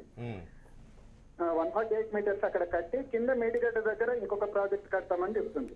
తెలంగాణ జేఏసీ తరఫున స్పష్టంగా మేము అడుగుతున్నది ఏంటంటే, ఇప్పుడు ప్రభుత్వం తీసుకున్న నిర్ణయము తుమ్మిడిహెట్టి దగ్గర నుంచి మేడిగడ్డకు షిఫ్ట్ చేయడం. కాబట్టి ఇందులో సింపుల్ అంటే కాస్ట్ బెనిఫిట్ అనాలిసిస్ అంటే ఇప్పుడు ప్రధానంగా డిపిఆర్లు అన్ని కూడా ప్రజల ముందు పెడితే అసలు ఈ చర్చకు ఆస్కారం ఉండదు. ఎందుకంటే మనము మేడిగడ్డ దగ్గర నుంచి ఎంత వాటర్ లిఫ్ట్ చేయగలమో తుమ్మిడిహెట్టి దగ్గర కూడా పంప్స్ కెపాసిటీ పెంచుకొని అంతే వాటర్ లిఫ్ట్ చేయొచ్చు. ఓకే, అంటే ఇక్కడ 2 ఇష్యూస్ ఉంటాయి. కాస్ట్ బెనిఫిట్ అనాలిసిస్ లో మనం తుమ్మిడిహెట్టి దగ్గర 148 లో మనము వాటర్ లిఫ్ట్ చేసినప్పుడు కొంత పంప్స్ కెపాసిటీ పెరుగుతుంది. ఓకే, కానీ యాన్యువల్ రన్నింగ్ కాస్ట్ తగ్గిపోతాయి. ఎందుకంటే మినిమం లిఫ్ట్ తోటి పైకి వస్తాయి. మేడిగడ్డ దగ్గరనేమో లిఫ్ట్ ఎక్కువ ఉంటుంది. అంటే ఇక్కడ 100 మీటర్స్ బెడ్ లెవెల్ అయితే అక్కడ 148 ఉంది. కాబట్టి మినిమం ఒక 48 to 70 మీటర్స్ వరకు అడిషనల్ లిఫ్ట్ ఉంటుంది. కాబట్టి రన్నింగ్ కాస్టులు మేడిగడ్డ దగ్గర మనకు ఎక్కువ అవుతాయి. కానీ వాటర్ అవైలబిలిటీ మేడిగడ్డ దగ్గర కొద్దిగా ఎక్కువ ఉంటుంది. సో కానీ మీ ప్రధానంగా డిమాండ్ మేము చెప్పదలుచుకున్నది ఏంటంటే ఇంత చర్చ కూడా బేసిక్ గా ప్రతి ఒక్కళ్ళు కూడా ఎవరు మాట్లాడినా సరే ఇంకొక వైపు ఆర్గ్యుమెంట్ మనం పెట్టొచ్చు. Yeah. ఎందుకు అంటే దానికి ఒక చర్చించడానికి ఒక ప్రాతిపదిక అంటూ ఇప్పుడు ఏమీ మా ప్రజల ముందు లేదు. ఒక డిపిఆర్ అనేది ప్రజల ముందు ఉంటే అంటే ప్రభుత్వం ఇక్కడ స్పష్టంగా డిపిఆర్ లో వాళ్ళు నిపుణులు ఏం చర్చిస్తారంటే మేడిగడ్డ దగ్గర కట్టి లిఫ్ట్ చేయడానికి ఎంత ఖర్చు అవుతుంది, లేకపోతే ఎంత వాటర్ అవైలబిలిటీ తగ్గుతుంది, అట్లనే మేడిగడ్డ దగ్గర కట్టినప్పుడు అడిషనల్ ఎక్స్పెండిచర్ ఎంత అవుతుంది, వాటర్ అవైలబిలిటీ ఎంత పెరుగుతుంది, ఇలాంటి అంశాలన్నీ కూడా కూలంకషంగా డిపిఆర్ లో చర్చించడం జరుగుతుంది. కానీ ఒక డిపిఆర్ అంటూ ప్రజల ముందుకు లేనప్పుడు ఏ ఆప్షన్ మంచిది అని చెప్పడం అనేది ఎవరి వల్ల కూడా కాదు. అందుకని జేఏసీ మొదటి నుంచి కూడా ఈ ప్రాజెక్ట్ కు సంబంధించిన అన్ని డిపిఆర్లు కూడా ప్రజల ముందు ఉంచితే డెఫినెట్ గా ఒక అర్థవంతమైన చర్చకు సాధ్యమవుతుంది. రైట్ రఘు గారు, thank you very much. So ఈ పొరుగు రాష్ట్రాలతో మంచిగా ఉండి వివాదాలు లేకుండా చేసుకోవడం మంచిదే అయినా కూడా కోదండరామ్ గారు కూడా ఉదయం అదే మాట్లాడారు. అగ్రిమెంట్స్ బయట పెట్టాలి, పబ్లిక్ డొమైన్లో పెట్టాలి, అలాగే డిపిఆర్స్ కూడా పెడితే చర్చకు అందరూ చర్చించుకోవడానికి అవకాశం ఉంది. డిపిఆర్ లేదు కదండి, డిపిఆర్ లేదు ఇంతవరకు. అదే వారు అడుగుతున్నది కూడా అదే దయాకర్ గారు. ఇప్పుడు ఒకటే, రెండు మొత్తం వ్యవహారంలో డిజైన్ కి సంబంధించి చెప్పాలి. వెంకటకృష్ణ ఒక మాట. ప్లీజ్. ఒకటి ఇప్పుడు ఇంతకుముందు 2012లో పేరు చెప్పడానికి ఆయన ఇష్టపడతలేడు, కానీ 2012 అగ్రిమెంట్ అప్పుడున్న ఇంజనీర్ గారు చేసిన ఫోన్ ప్రకారం 140 బెడ్ లెవెల్ ఉందట. ఇప్పుడు 140 నదీ గర్భం, 148 వాళ్ళు అడిగినరు, 152 మనం అడిగినాం. అడిగితే పూర్తి ప్యాకేజ్తో రమ్మని అప్పటి ముఖ్యమంత్రికి కూడా చెప్పిండు, అప్పుడున్న ముఖ్యమంత్రి కూడా, అక్కడ మహారాష్ట్ర ముఖ్యమంత్రి. మొన్న వీళ్ళు పోయింది కదా ముఖ్యమంత్రి గారు, ఇప్పుడు మన రాష్ట్ర ముఖ్యమంత్రి పోయినప్పుడు కూడా సరే 148 152 అంటుండ్రు కదా. ప్యాకేజీల విషయంలో ముంపుకు సంబంధించి ప్యాకేజీల విషయంలోతో పాటు మీరు ఎట్లా డీటెయిల్డ్ ప్రాజెక్ట్ రిపోర్ట్ మాకు 152కి ఇస్తే మేము దాని మీద చర్చించుకుంటామని చెప్పి వాళ్ళు అన్నట్టుగా ఈరోజు ఒక సమాచారం ఉంది. మీరు 148కు వాళ్ళకి ఏం నష్టం లేనప్పుడు ఇస్తున్న దాని వెనుక రాజకీయం ఉందని చెప్పడానికి నేను ప్రయత్నం చేస్తున్నా. ఇది 152కు పోతే జాతీయ ప్రాజెక్ట్ అవుతుంది, బహుళార్థక సాధక ప్రాజెక్ట్ అవుతుంది. ఒక ప్రాజెక్టును బహుళార్థక సాధక ప్రాజెక్టు చేస్తాం ప్రాణహిత చేవెళ్ళ, పోలవరాన్ని జాతీయ ప్రాజెక్టు చేస్తామని చెప్పి బిల్లులో పెట్టినాం. ఇలా జాతీయ ప్రాజెక్టు హోదా 80% నిధులు కేంద్రం నుంచి వచ్చేవాడిని అడ్డుకొని కాంగ్రెస్ ఎందుకు చేయాలంటే జవాబు చెప్పరండి వాళ్ళు. కాంగ్రెస్ చేయకపోబట్టే కదా నీకు అధికారం ఇచ్చింది. ఎందుకు ఇచ్చారు? ఇప్పుడు నీకు అధికారం వచ్చినప్పుడు చేయవా? తెలంగాణ ప్రభుత్వానికి కాదు, తెలంగాణ ప్రభుత్వానికి చేయవా? తెలంగాణ ప్రభుత్వానికి మీరు ఇప్పుడు వీళ్ళు కూడా అడిగారు కదా, 152 ప్రయత్నం చేయలేదన్న మీ ఉద్దేశం. ఒక్క నిమిషం, 152 ప్రయత్నం చేయలేదు జరుగుతున్నది తప్పు అని చెప్పి ఇప్పుడు 150 వేణుగోపాల్ గారు నేనేమంటున్నా, మంది భూముల్ని గుంజుకొని ఇష్టానుసారంగా 1000 కోట్ల రూపాయలు తెచ్చి కట్టాలంటే ఎవరైనా కడతారు. సమస్య ఇక్కడ ముంపు మనది 1,00,000 ఎకరాలు పోతున్నది మేడిగడ్డ ద్వారా. మీరు ఆ ఎన్ రూట్ ఒక కాల్వ సేకరణకు మల్లన సాగర్ చూడండి ఒకసారి. మీరంటే మహారాష్ట్ర అన్నదా? మహారాష్ట్రకు మహారాష్ట్ర వైపు ఉంటారా? ఉందండి. మరిగా నేను అడుగుతున్నది అదే. ఇక్కడ కేసీఆర్ గారు తెలంగాణ భూముల కోసం కేసీఆర్ గారు తన ప్రయత్నాలు తాను చేసి ఏదో సాధించుకొచ్చారు, అందులో డౌట్ లేదు. దీంట్లో బీజేపీ పాత్ర చాలా కీలకంగా కనబడుతుంది. ఎక్కడా కూడా ఫడ్నవీస్ తనకు సంబంధించిన ప్రయోజనాల విషయంలో కానీ తన రాజకీయ పోరాటాల విషయంలో కానీ ప్రత్యేకించి తాను ప్రాతినిధ్యం వహిస్తున్న ప్రాంతానికి సంబంధించిన ఒక్క అడుగు కూడా వెనక్కి తగ్గలేదు. సో ఇప్పుడు ఆయన ప్రయోజనం పొందినట్టు కనపడుతుంది తప్ప ఫడ్నవీస్ పెద్ద గేమ్ ఆడినట్టు కనపడుతుంది. ఇప్పుడు చర్చ 2 అంశాలు ఉన్నది. ఇలా ఒకటి, ఇప్పుడు అగ్రిమెంట్ అయిపోయింది. అవును, ఈ 3 ప్రాజెక్టుల మీద అగ్రిమెంట్స్ అయిపోయినాయి. అయిపోయినాక జరిగే పరిణామాలు ఎట్లా జరుగుతాయి అనేది ఒకటి. ఇప్పుడు అయిపోయిన దాని మీద మీరు చర్చ చేస్తున్నారు. అగ్రిమెంట్ అయిపోయిన దాని మీద అగ్రిమెంట్ రద్దు చేస్తారు కంపల్సరీ.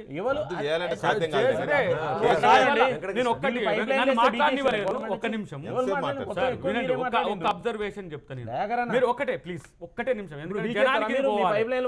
ఈ రోజు ఒకటి దీని మీద పవర్ పాయింట్ ప్రెజెంటేషన్ కొరకు పోయినప్పుడు మనకు 950 టీఎంసీల వాటర్ గోదావరి మీద మనకు ఉన్న సార్. మీరు ఎట్లా కొట్టినా 240 నుంచి 300 టీఎంసీ మీరు అనుకున్న ప్రాజెక్టుతో వచ్చు. కానీ మీరు తుమ్మిడిహెట్టుతో కూడా మళ్ళీ 200 TMC కొరకు మనం ఆల్టర్నేట్ ప్రాజెక్టు ఎల్లంపల్లి కాకుండా చేసుకుని ఒక స్కోప్ పోయింది ఇప్పుడు. అరే 40 ఏళ్ళు రాజకీయ అరే ఇప్పుడు మాకెందుకండి వాళ్ళ ముచ్చట్లు చెప్పారు, వాళ్ళ ముచ్చట్లు ఎందుకు? మీకు తెలంగాణ ముచ్చట మాట్లాడుతున్నారు, మహారాష్ట్ర వైపు మాట్లాడుతున్నారు. మహారాష్ట్ర వైపు కాపాడుకుంటా, మోడీ కాపాడుకుంటా. బీజేపీ వాయిస్ అట్లే కనపడుతుంది. బీజేపీ ఇప్పుడు 7 మండలాలు నరసింహారెడ్డి గారు, సాంబశివరెడ్డి గారు, రైట్, ప్రభాకర్ గారు ప్లీజ్. మీరు ఇచ్చే పేర్లు ఎందుకు కట్టలేదు? ఏది ప్రాణైతే 40 ఏళ్ళు రాజవేలు ఎందుకు కట్టలేదు నేను అడుగుతాను. రాజమేలి కాదు, ఎల్లంపల్లి ఎక్కడిది? నువ్వు నల్లా దిప్పింది ఎక్కడిది? ఎల్లంపల్లి కూడా నల్లా దిప్పిన ఎల్లంపల్లి ఎక్కడిది? ఊగనే వచ్చి నల్లా దిప్పిన మోడాడికి వచ్చి ఈ నిన్న ప్యారు కావాలంటది, నీకు ప్యారు ఉంటే చాలు, పైసలు వద్దు తెలంగాణ వాళ్ళకు. మీరు ఏమైనా మీరు కాదు, మహారాష్ట్రలకు బెనిఫిట్ చేయండి, మోడీకి బెనిఫిట్ చేయండి.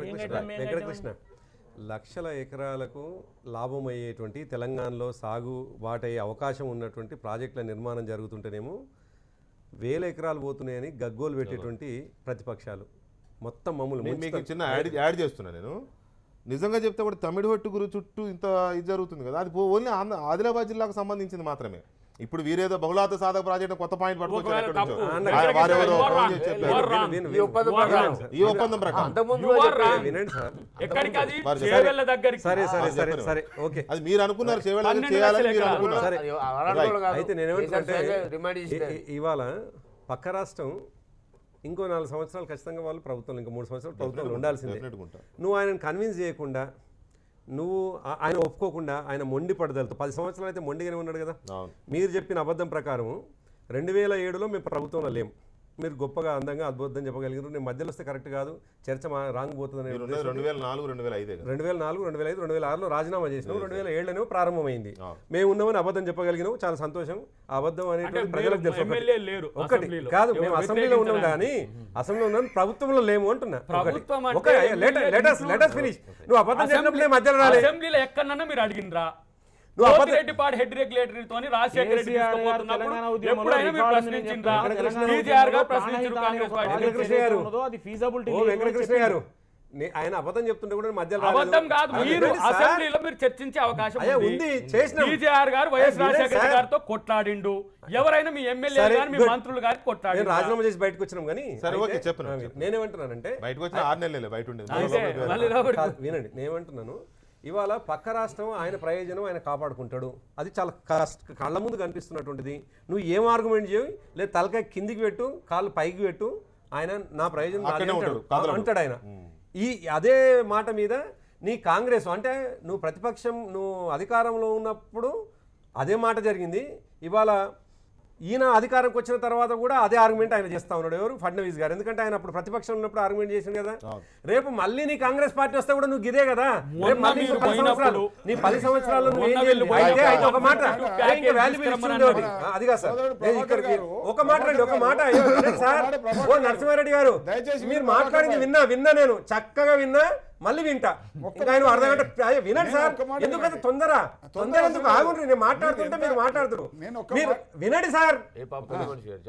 నేను ఏమంటున్నా, ఆయన మాట్లాడుతున్నప్పుడు కూడా ఇంకా మీరు అర్ధగంట టైం పెంచండి. రాష్ట్రాల ప్రయోజనాల Congress party line, Telugu Desam party చాలా లైన్, ఈ రెండు ఒకే విధంగా ఏమని మాట్లాడుకొచ్చారంటే, పై రాష్ట్రానికి ఇబ్బందులు లేనప్పుడు ఇంకా అగ్రిమెంట్ ఏందనేది మీకు మినిమం తెలుసుకోవాల్సిన విషయం ఏంటంటే, తప్పకుండా ఒక నదీ పరివాహక ప్రాంతంలో రాష్ట్రాలు ఖచ్చితంగా పై రాష్ట్రంతో కూడా నువ్వు సయోధ్య లేకపోతే, వాళ్ళతో అగ్రిమెంట్ చేసుకోకపోతే నువ్వు కింద ప్రాజెక్ట్ కట్టుకోలేవు. ఒకటైతే అయినప్పటికీ తుమ్మిహెట్టికి సంబంధించినటువంటి ఈ అగ్రిమెంట్ మాత్రమే కాదు, ఈ అగ్రిమెంటు ఆల్మోస్ట్ పెన్గంగా నదిపై రాజపేట వద్ద ఇవన్నీ. నేనేమంటున్నా, అయ్యో మీరు ఎక్కడికి ఫినిష్ చేసేది దీన్ని? కేవలం 9 పంచాయతీ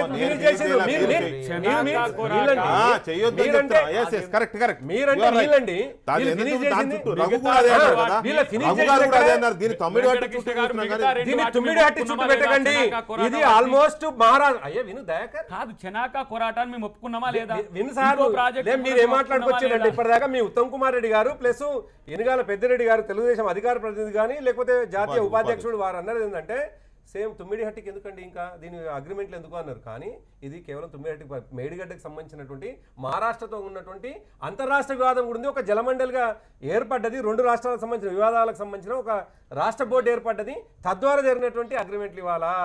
అదే చెప్పండి Right. మీరు. అదే చెప్తాను. Right. శ్యాంప్రసాద్ రెడ్డి గారు. అదొకటి వదిలిపెట్టుకుని Right. ఇంకొకటి చెప్పండి. శ్యాంప్రసాద్ రెడ్డి లేదు, గారు. అన్ని శ్యాంప్రసాద్ రెడ్డి. చెప్పండి నరసింహారెడ్డి గారు చెప్పండి.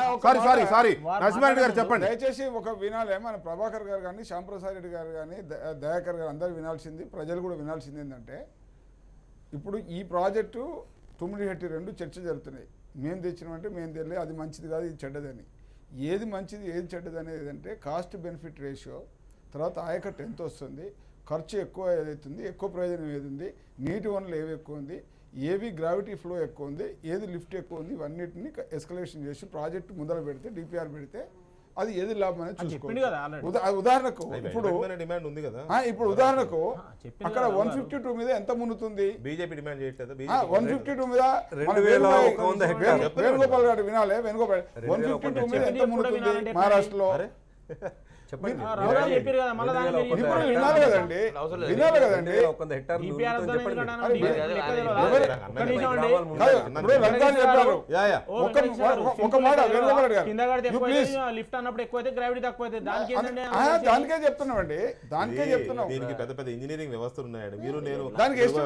సింపుల్ ఉన్న లెక్క దాంట్లో చదవాలా? convenience సింపుల్ లెక్క చేస్తున్నారు. చదవాలా అనుకున్నంత వెంకటకృష్ణ ఈజీగా గారు, ఉండదు. దాంట్లో convenience వెంకటకృష్ణ గారు, చేస్తున్నారు. ప్రపంచంలో Result ఏ చాలా ప్రాజెక్ట్ ఉండవచ్చు. చేసినా ఏ ప్రాజెక్ట్ చేసినా కాస్ట్ బెనిఫిట్ రేషియో చూస్తారు, ఎకనామిక్ వైబిలిటీ చూస్తారు, Correct, correct. ఎకలాజికల్ బ్యాలెన్స్ చూస్తారు, DPR అంటే నీటి మీరు వనరులు అడగొద్దు చూస్తారు. అంటుండు సార్ మరి. ఇవన్నీ ఇంకా చూసుకుంటే Right. శ్యాంప్రసాద్ రెడ్డి గారు, శ్యాంప్రసాద్ రెడ్డి గారు ఇక్కడ మా శ్యాంప్రసాద్ రెడ్డి గారు నా మిత్రుడు, ఒక మాట ఆగండి. సరే, మీ మిత్రులు ఏదో బయటకు వచ్చినాక కావాల్సిందా కానీ ఒక మాట సార్, ఒక్క నిమిషం నరసింహారెడ్డి గారు దయచేసి ఒక్క నిమిషం. శ్యాంప్రసాద్ రెడ్డి గారు, సరే అగ్రిమెంట్స్ అయిపోయినాయి.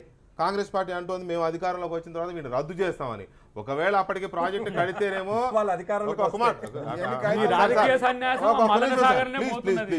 ఎందుకు మీరు ముందుకు వచ్చినామో పండుగ కదా. జనం చూస్తున్నారు. దాదాపు నా షో అంటే దాదాపు 3-4 కోట్ల మంది చూసే షో ఇది. దయచేసి కొంచెం కోఆపరేట్ చేయండి, ఇది నవ్వులాట చేయకండి. ఎందుకంటే సీరియస్నెస్ లేకపోతే పార్టీ చాలా serious. ఒక్క నిమిషం ఆగండి. వీకే గారు నాది మొత్తం విననే వినలే. దయచేసి ఆగండి. శ్యాంప్రసాద్ రెడ్డి గారు కాంగ్రెస్ పార్టీ మా చెప్తోంది. శ్యాంప్రసాద్ రెడ్డి గారు చెప్పాల్సిందే సార్ ఇది. ఆగండి శ్యాంప్రసాద్ రెడ్డి గారు ఒక్క నిమిషం చెప్పాల్సిందే. నరసింహారెడ్డి గారు ఆగండి, మీరు ఆగండి ప్లీజ్. కాంగ్రెస్ పార్టీ మేము అధికారంలో వస్తే ఈ ఒప్పందాలు రద్దు చేస్తామని జీవన్ రెడ్డి గారు చెప్పారు, ఇంతకుముందు దయాకర్ గారు కూడా చెప్పారు. ఇక్కడ తెలంగాణ రాష్ట్ర సమితి ప్రభుత్వం ఇమీడియట్గా వర్క్ స్టార్ట్ చేసి కాంగ్రెస్ పార్టీ అధికారంలోకి వచ్చే నాటికి, ఒకవేళ వస్తే ఎప్పటికైనా ప్రజాస్వామ్యంలో రాకూడదని లేదు, మనం ఎవరి అవకాశాలు కొట్టిపారేయలేము. కాబట్టి వచ్చే నాటికి ఆ వర్క్ ప్రోగ్రెస్ లో ఉంటే, లేదా పూర్తయితే ఇంకా సంతోషం. ఇక వీళ్ళు రద్దు. ఒక్క నిమిషం సార్, 40 సంవత్సరాలు ఒక్క నిమిషం ఆగండి ప్రభాకర్ 40 గారు. సంవత్సరాలు మీరు 40 సంవత్సరాలు మీరు ఆ కళలు గంటలు 3-4 సంవత్సరాల్లో కంప్లీట్ చేస్తాం. ఒక్క నిమిషం సార్ ప్లీజ్, కొంచెం అడగనివ్వండి. శ్యాంప్రసాద్ ఇంజనీర్ కాబట్టి వారు అడుగుతున్నాను నేను. కాబట్టి పూర్తయితే ఇంకా సంతోషం, వీళ్ళు రద్దు చేసిన ప్రయోజనం ఉండదు, రద్దు చేసే అవకాశం ఉండదు. ఇక్కడ నేను అడుగుతున్నది ఒకటే, ఇవాళ ఒప్పందాలు అయినాయి, ఘన స్వాగతం లభించింది బేగపేట విమానాశ్రయంలో. అద్భుతమైన సంబరాలు, సవాళ్ళు, ప్రతి సవాళ్ళు, ఛాలెంజ్లు, జైళ్ళు, ఇవన్నీ చాలా వచ్చేసాయి తెర మీదకి ఒప్పందాల స్థాయిలో. కానీ ప్రాజెక్టులు అయినప్పుడు ఇంకా పెద్ద సంబరాలు కదా జరగాలి. ఎప్పటి వరకు అవ్వచ్చు ఈ ప్రాజెక్టులు? రిటైర్డ్ ఒక్క నిమిషం సార్, ఒక్క నిమిషం ఆగండి సార్. వేణుగోపాల్ రెడ్డి గారు దయచేసి వాళ్ళు చెప్పండి. ఒక్క నిమిషం ప్లీజ్. అయితే దీనికంటే ముందు నాకు దానికే చెప్పండి, ఎప్పటి వరకు అయ్యే అవకాశం ఉంది? వక్తల దాంట్లో ఒక క్లారిఫికేషన్ ఇద్దామని ఇంజనీర్గా. ఇప్పుడు ఏంటంటే మేడిగడ్డ నుంచి కాకుండా తుమ్మిడిగడ్డ నుంచి కనుక తీసుకున్నట్టయితే 152లో ఉన్నట్టయితే మనకు టోటల్ గా గ్రావిటీ దారి వస్తుందని చెప్పేసి ఒక అపోలో ఉండండి. గ్రావిటీ దారి వస్తుందని ఒక అపోలో ఉన్నది. తుమ్మడిహట్టి నుంచి వచ్చినా కూడా మనకు అది ఒక్క లిఫ్ట్ ద్వారా మనకు ఎల్లంపల్లిలో పడుతుంది. కాబట్టి అక్కడి నుంచి తీసుకున్నట్టయితే టోటల్ గా గ్రావిటీ ద్వారా అని చెప్పేసి ఒక అపోలో ఉన్నారు. అట్లేం లేదు, ఒక ఎల్లంపల్లి వరకు ఒక లిఫ్ట్ ద్వారా తీయాల్సిందే. మేడిగడ్డ నుంచి అయినట్టయితే 3 లిఫ్ట్లు, తుమ్మడిహట్టి నుంచి అయితే 1 లిఫ్ట్. కాకపోతే ఈ 38,000 నుంచి 73,000 అన్నది ఈ రెండింటి మధ్యలో ఉన్నటువంటి వ్యత్యాసమే చూడాలి. కానీ మేడిగా ఎల్లంపల్లి నుంచి కామన్ పాయింటే, అది ఎల్లంపల్లి నుంచి తీసుకున్నటువంటి అన్ని కూడా కామన్ పాయింటే.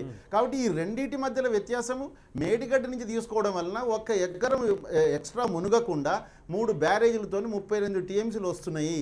అదేవిధంగా అదే తుమ్మడిహట్టిని అయితే మనకు అక్కడ 148 లెవెల్లోనే కనుక తీసుకురావాలనుకుంటే అది కూడా మనకు మేము కూడా ప్రభుత్వానికి చెప్పడం జరిగింది. ఏవైతే అక్కడ లోకల్గా ఉన్నటువంటి ఏరియాకి ఇస్తూ ఇంకా మిగిలిన వాటర్ని గ్రావిటీ ద్వారా తీసుకొచ్చినట్టయితే సుందిల్లా అనేటువంటి ఒక రిజర్వాయర్లో పడుతున్నది కింద. అక్కడి నుంచి మనం లిఫ్ట్ చేసుకొని ఎల్లంపల్లి. ఆదిలాబాద్ జిల్లాలో 2 లక్షలకు పోను ఎంత తీసుకురాగలరు మీరు కిందికి? తుమ్మిడిహట్టిని 148 కట్టి అక్కడ మనకు ఇంకా ఒక 30-40 టీఎంసీలు తీసుకొచ్చే అవకాశం ఉన్నది. 30-40 టీఎంసీలు అంటే చాలా తేడా ఉంటుంది శ్యాంప్రసాద్ రెడ్డి గారు. 30-40 చెప్పాలి టీఎంసీలోనే రాష్ట్రాల మధ్య గొడవలు అవుతున్నాయి కాదండి.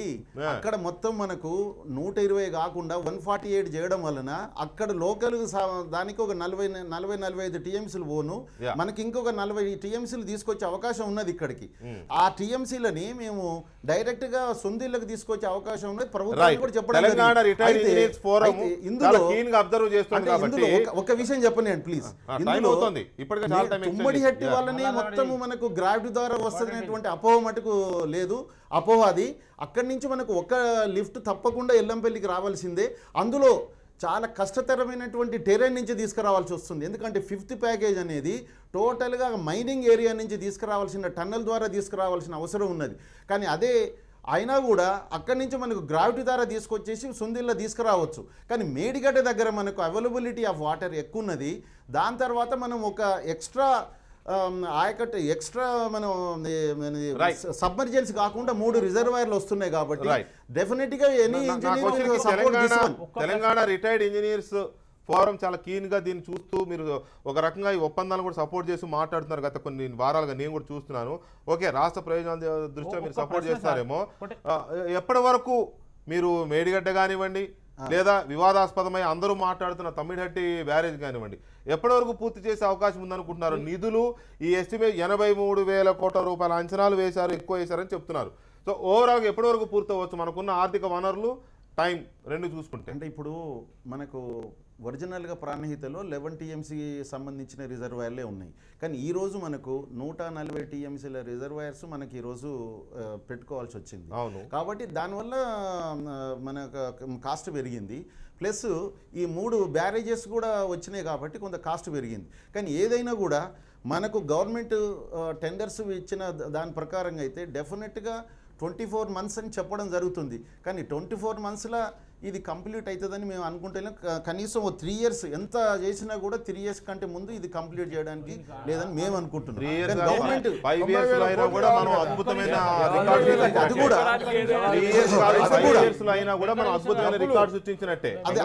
అది కూడా వెంకట అది కూడా ప్రభుత్వం ఇచ్చినట్టయితే last 5 minutes please. Last 5 minutes ఒకటే ప్రశ్న, ఏం లేదు. ఇప్పుడు నేను అడుగుదాను, ఒకటి మీరు అడిగినారు. ఇప్పుడు 24 లక్షలు 16 నుంచి 24 లక్షలు, 24 లక్షలు 40 లక్షలు పోయింది. ఈ 40 లక్షలు అసలు ఇంటేక్ కెపాసిటీ ఎంత ఎక్కడ మేడిగడ్డ దగ్గర మీరు చెప్పాలి, ఇంజనీర్స్ కదా. ఇప్పుడు కేసీఆర్ వీళ్ళు ఏం చేస్తారంటే ఇప్పుడు సినిమా 70mm సినిమా చూపించి అది ఆ లెవెల్ లేకపోతే ఏమవుతుంది అంటే ఫెయిల్ అవుతుంది జనానికి. అది అయిపోయింది. నేను ఆ సబ్జెక్ట్ మాట్లాడతలేను. ఇప్పుడు కట్టే ప్రాజెక్టుల విషయం అయిపోయింది. ఇప్పుడు సెకండ్ సబ్జెక్ట్ ఇది. ఒక్క నిమిషం, ఈ సెకండ్ సబ్జెక్ట్ మన ఇంటర్నల్ సబ్జెక్ట్ తెలంగాణది. కాబట్టి మీరు ఇంటేక్ వేల్ దగ్గర అక్కడ ఎంత మీ ఇంటేక్ ఎంత తీసుకుంటున్నారు, కెపాసిటీ ఎంత, మీరు ఇప్పుడు 40 లక్షల ఎకరాలకు ఆ కెపాసిటీ ఉందా? 40 లక్షలలో మీరు 16 లక్షల నుంచి 40 లక్షలు ప్రతి సంవత్సరానికి 6 నెలలకు 3 నెలలు పెంచుతూ ఉన్నారు, లక్షల ఎకరాలు పెంచుతూ ఉన్నారు. అందులో ఎంతవరకు ఇంటేక్ కెపాసిటీ ఉంటున్నది, దాని ఖర్చు ఎంత అవుతున్నది, అది ఎంతవరకు తీసుకురాగలుగుతారు అనే దాని మీద ఒక క్లారిటీ మీరు ఇస్తే బాగుంటుంది. ఎందుకంటే అది చెప్పగలిగితే ఒక 30 seconds చెప్పండి. 30 seconds అక్కడ 2 TMC పర్ డే ప్రకారంగా మనకు ఇప్పుడు ప్రపోజల్ చేయడం జరిగింది. కానీ మా ఫోరం తరఫునే మొన్న మేము ప్రెస్ మీట్లో కూడా చెప్పాము, 2 సరిపోదు, 3 TMC పర్ డే ప్రకారంగా తీసుకుంటే 360 TMC తీసుకోవచ్చు. మీది నుంచి 40-50 TMCలు మనకు తీసుకున్నట్టయితే 400 TMC తీసుకోగలుగుతాం. ఈవెన్ హరీష్ రావు గారు కూడా మొన్న చెప్తూ ఏమన్నారంటే 2 TMCలకు ఉన్నది కానీ provision is made for 3 TMC అన్నారు. కానీ ఫర్దర్ కూడా పెట్టాలి. ఎల్లంపల్లి నుంచి కూడా ఫర్దర్ 3 TMC పెట్టినప్పుడే మన సక్సెస్ అవుతుంది. లేకుంటే మనకు రిజర్వాయర్లు ఉంటే కానీ నింపుకోలేం పరిస్థితి. ఒక్క నిమిషం శ్యాంప్రసాద్ గారు, ఒక్క నిమిషం. ఇక్కడ పెద్దిరెడ్డి గారు, ఇవన్నీ ఈ చర్చ నిజానికి ఇది చాలా పెద్ద ఇష్యూ. టెక్నికల్ గా కూడా పోతుంది. అవకాశం అంటే ఇస్తాం సార్, ఇంకా రేపు ఎల్లుండి కూడా పెడతాం. ఒకరోజుతో అయ్యేది కాదు కదా. ఇక్కడ కేసీఆర్ గారు ఇప్పుడు జరుగుతున్న చర్చ అంతా ఇక ఎటు తిరుగుతుందంటే ఎస్టిమేషన్లు, అవినీతి, వీటి మీద మాట్లాడుతున్నాయి పార్టీ. 34,000 కోట్ల రూపాయలు దాన్ని 83,000 కోట్లు చేసేశారు. దీంట్లో దోచిపెట్టేస్తున్నారు కాంట్రాక్టర్లకి. మళ్ళీ అదే ఆంధ్ర కాంట్రాక్టర్లు వచ్చేసారు. ఇది కదా రోజు కాంగ్రెస్ కానీ మీరు కానీ అందరూ మాట్లాడుతున్నది. కేసీఆర్ గారు స్పష్టంగా చెప్పారు, ఇన్ని రోజులు పెద్ద మనిషి తరహాలో ఉండాలి కాబట్టి నేను ఊరుకున్నా, ఇక మీద రవాకులు చెవాకులు మాట్లాడితే ఆల్రెడీ ఇప్పటికి మాట్లాడిన వాటి మీద కూడా కొద్ది రోజుల్లోనే కేసులు పెడతా, జైలు కూడా తప్పదని హెచ్చరించారు. దాని మీద మీ స్పందన ఏంటి? సరే, ఎవరైనా వాళ్ళ అభిప్రాయాలు చెప్తే కేసులు పెడతా అంటున్నారు. అభిప్రాయం కాదు, ఆరోపణలు చేస్తున్నారు మీరు. అదే ఆరోపణలు కానీ అభిప్రాయాలు కానీ, ఆరోపణలైనా అభిప్రాయాలైనా ఒకటే, మీనింగ్ వేరేం కాదు. వాళ్ళు కేసు పెట్టినప్పుడు అది నిరూపించే సందర్భం నిరూపిస్తారు, అది వేరే విషయం. ముఖ్యమంత్రిగా మీరిచ్చినటువంటి హామీలు, మీరిచ్చినటువంటి ఏదైతే మేనిఫెస్టోలో చెప్పిన అంశాలు ఉన్నాయో, దళితులకు 3 ఎకరాలు ఇస్తారని ఇవ్వలేదు, మరి ఎస్సీ ఎస్టీ కేసు ఆయన పెట్టచ్చా, వారిని పెట్టచ్చా, పెట్టే అవకాశం ఉందా? అది మీరు అదే నేను అడుగుతున్నా. మీరు అడగండి. అందుకనే అది కాదు మాట్లాడేది, అసహనం అవసరం లేదు. అందరూ అడుగుతున్నారు ప్రాజెక్టులు, ఎవరు వ్యతిరేకం కాదు, ప్రాజెక్టు కావాలని అందరూ కోరుకుంటాను. 150,000 కోట్లు పెట్టి మీరు చేపట్టే ప్రాజెక్టు డిపిఆర్ తీసుకోండి ఫస్ట్, దాంట్లో కాస్ట్ ఎస్కలేషన్ అయ్యింది చూడండి, ఎలక్షన్ ఎంత అవసరం చూడండి, ఇప్పుడు నువ్వు పెండింగ్ ప్రాజెక్ట్ పూర్తి చేయండి, చేసుకుంటూ మంచి పని తెచ్చుకోమని చెప్పింది తప్ప ఎవరు కూడా అడ్డగోలుగా ఊరికేనే ఇలా అంత పెద్ద సన్మానం చేసుకొని ఆడబెట్టి కేసులు పెడతాం, సంగతి చూస్తా ఊరుకునేది లేదు. ఇదే మాట్లాడాల్సింది, మాట్లాడుతుంది కదా. ఈ షుడ్ ట్రై టు కన్విన్స్. ఆయన ముఖ్యమంత్రి ఉదాహరణలో ఆయనకు ఎక్స్పర్ట్స్ ఉంటారు, ఎక్స్పీరియన్స్ పర్సన్స్ ఉంటారు, అడ్వైజర్లు ఉంటారు, ఆయనకు నాలెడ్జ్ వేరే కూడా పోవచ్చు. వాళ్ళు దానికి ఎక్స్ప్లెయిన్ చేయాలి తప్ప అట్లా బెదిరించి భయపెట్టించి అట్లా చేస్తే ఎంతవరకు అవినీతికి సంబంధించి ఆరోపణలు సహజంగా వస్తాయి ఎవరి మీద. ఇప్పుడు మోడీ గారు అవినీతి లేదని చెప్తున్నా ఆ ప్రభుత్వం మీద రావట్లేదా? వసుంధర రాజే అని, సుష్మా స్వరాజ్ అని, ఆయన లలిత్ గేట్, లలిత్ మోడీ వస్తూనే ఉంటాయి. అయితే వస్తున్న ఆరోపణల మీద అయితే మా దగ్గర తప్పు లేదనుకున్నా ఆరోపణ పట్టించుకోకుండానైనా ఉండొచ్చు, లేకపోతే సమాధానమైనా చెప్పొచ్చు. కానీ ఈ రకంగా మాట్లాడడాన్ని రాజకీయంగా కొంచెం నెగిటివ్గా చూస్తూ ఉన్నారు. కేసులు పెడతామని వెంకటకృష్ణ ఇప్పుడు నిజానికి కూడా రాజకీయ పరమైనటువంటి ఆరోపణలు చేయడం ద్వారా ఏమి ఇబ్బంది లేదు. గతంలో మేము చేసినాం, భవిష్యత్తులో మీరు చేస్తారు. రాజశేఖర రెడ్డి గారు ఉన్నప్పుడు టీఆర్ఎస్ విపరీతమైన ఆరోపణలు కాదు నేనేమంటున్నానంటే వ్యక్తిగతమైనటువంటి ఆరోపణలు చేస్తాను. ఇక్కడ రాజకీయంగా ఆరోపణలు చేయడం ద్వారా, ఎందుకంటే అది రొటీన్గా జరిగేటువంటి, వ్యక్తిగతంగా కుటుంబ సభ్యులను ఇంక్లూడ్ చేసి వ్యక్తుల పేర్లు చెప్పుకుంటూ ఫలానోళ్ళు ఈ విధంగా చేసిండ్రు, ఈ విధంగా ముఖ్యమంత్రి గారు అది చేసుకోవడం చేసిండ్రు అని వ్యక్తిగతమైనటువంటి ఆరోపణలు చేయడం అనేటువంటిది అది నిరూపించలేని సందర్భంలో డెఫినెట్గా అది కేసులు పెట్టాల్సినటువంటి అవసరం అయితే వస్తుంది. ఒక ఆరోపణ మీరు చేసినప్పుడు వెంకటకృష్ణ గారు ఊరికే మిమ్మల్ని అనడానికి హక్కు లేదు నాకు. సో ప్రభుత్వం మీద చేస్తే ఇబ్బంది లేదు, కానీ కుటుంబం మీద చేస్తున్నారు కాబట్టి కేసులు పెడతారు. వ్యక్తిగతంగా చేస్తున్నటువంటి ఆరోపణ తప్పకుండా ముఖ్యమంత్రి అన్నా ప్రభుత్వం అన్నా ఒకటే. నేను అంటున్నా వ్యక్తిగతంగా చేస్తున్నటువంటి దాని నేను అదే అంటున్నా సార్. మీరు అన్నదాంతో నేనే ఏకీభవిస్తున్నా. ముఖ్యమంత్రి అన్నా, కేటీఆర్ గారన్నా, హరీష్ రావు గారన్నా ప్రభుత్వమే. ఎందుకంటే వాళ్ళు కూడా మంత్రులే. అంటే ప్రభుత్వంలో వాళ్ళు వ్యక్తులు కాదు, వాళ్ళు శక్తులు, వ్యవస్థలు. ప్రభుత్వంలో ఉన్నటువంటి వ్యక్తులకు సంబంధించి వ్యక్తులుగా టార్గెట్ చేసి మాట్లాడుతున్న దాని మీద డెఫినెట్ గా కేసులు పెడతాం అనేటువంటి మాట. ఒకటి, తెలంగాణ కొరకు ఆ రోజు జైలు కూడా తిన్నాం, ఇలా తెలంగాణ ప్రజల ప్రయోజనాల కొరకు జైలు కూడా తినడానికి మాకేం ఎలాంటి మీరు ముఖ్యమంత్రి గారికి చెప్పండి. అసత్య ఆరోపణలు ఉంటే, లేకపోతే మా ఇంజనీర్ల ఫోరం శ్యాంప్రసాద్ రెడ్డి గారిని ఒక మీటింగ్ కన్వీన్ చేయమనండి. మేమిచ్చిన పవర్ పాయింట్ ప్రజెంటేషన్ను, ముఖ్యమంత్రి ఇచ్చిన పవర్ పాయింట్ ప్రజెంటేషన్ కంపేర్ చేసుకుందాం. అక్కడనే కేసులు పెట్టి అక్కడి నుంచే జైలుకి తీసుకుపోయి, ఎక్కడ కూడా మరి ఇంకెందుకు కాదు.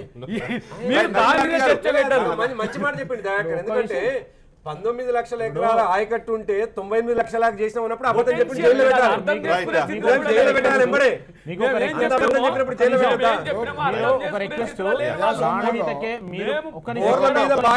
వ్యవసాయం అయితే అది కూడా మేమే చేస్తామని చెప్తాడు. ఇప్పుడు మీరు తీసుకున్న చర్చ కేవలం ఈ ప్రాణహిత ప్రాజెక్టు వరకు, మేడిగడ్డ వరకే తీసుకున్నారు. కానీ దాని కింద ఇంద్రావతి ఇప్పటి క్వశ్చన్ ఉన్నది. ప్రభుత్వం ఇప్పటి వరకు ఆలోచించలే. నల్గొండ, వరంగల్ 10 లక్షల ఎకరాలు ఇప్పటికి సాగులో దానికి ఇప్పటి వరకు ఆన్సర్ లేదు. గోదావరి ఇప్పుడు మొన్న గోదావరి చర్చిద్దాం సార్.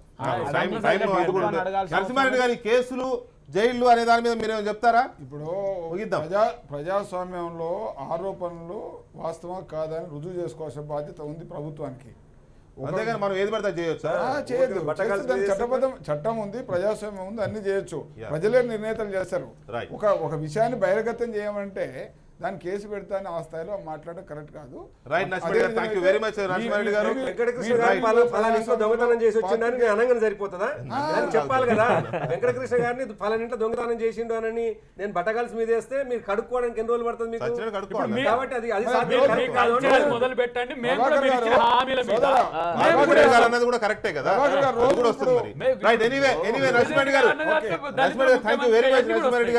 శ్యాంప్రసాద్ రెడ్డి గారు థ్యాంక్ యూ వెరీ మచ్ మాతో చర్చలో పాల్గొన్నందుకు. వేణుగోపాల్ రెడ్డి గారు, పెద్దిరెడ్డి గారు, ప్రభాకర్ గారు, దయాకర్ గారు, థ్యాంక్ యూ వెరీ మచ్. ఇది వాటి లెఫ్ట్ అండ్ రైట్. మళ్ళీ రేపు కలుద్దాం. Good night.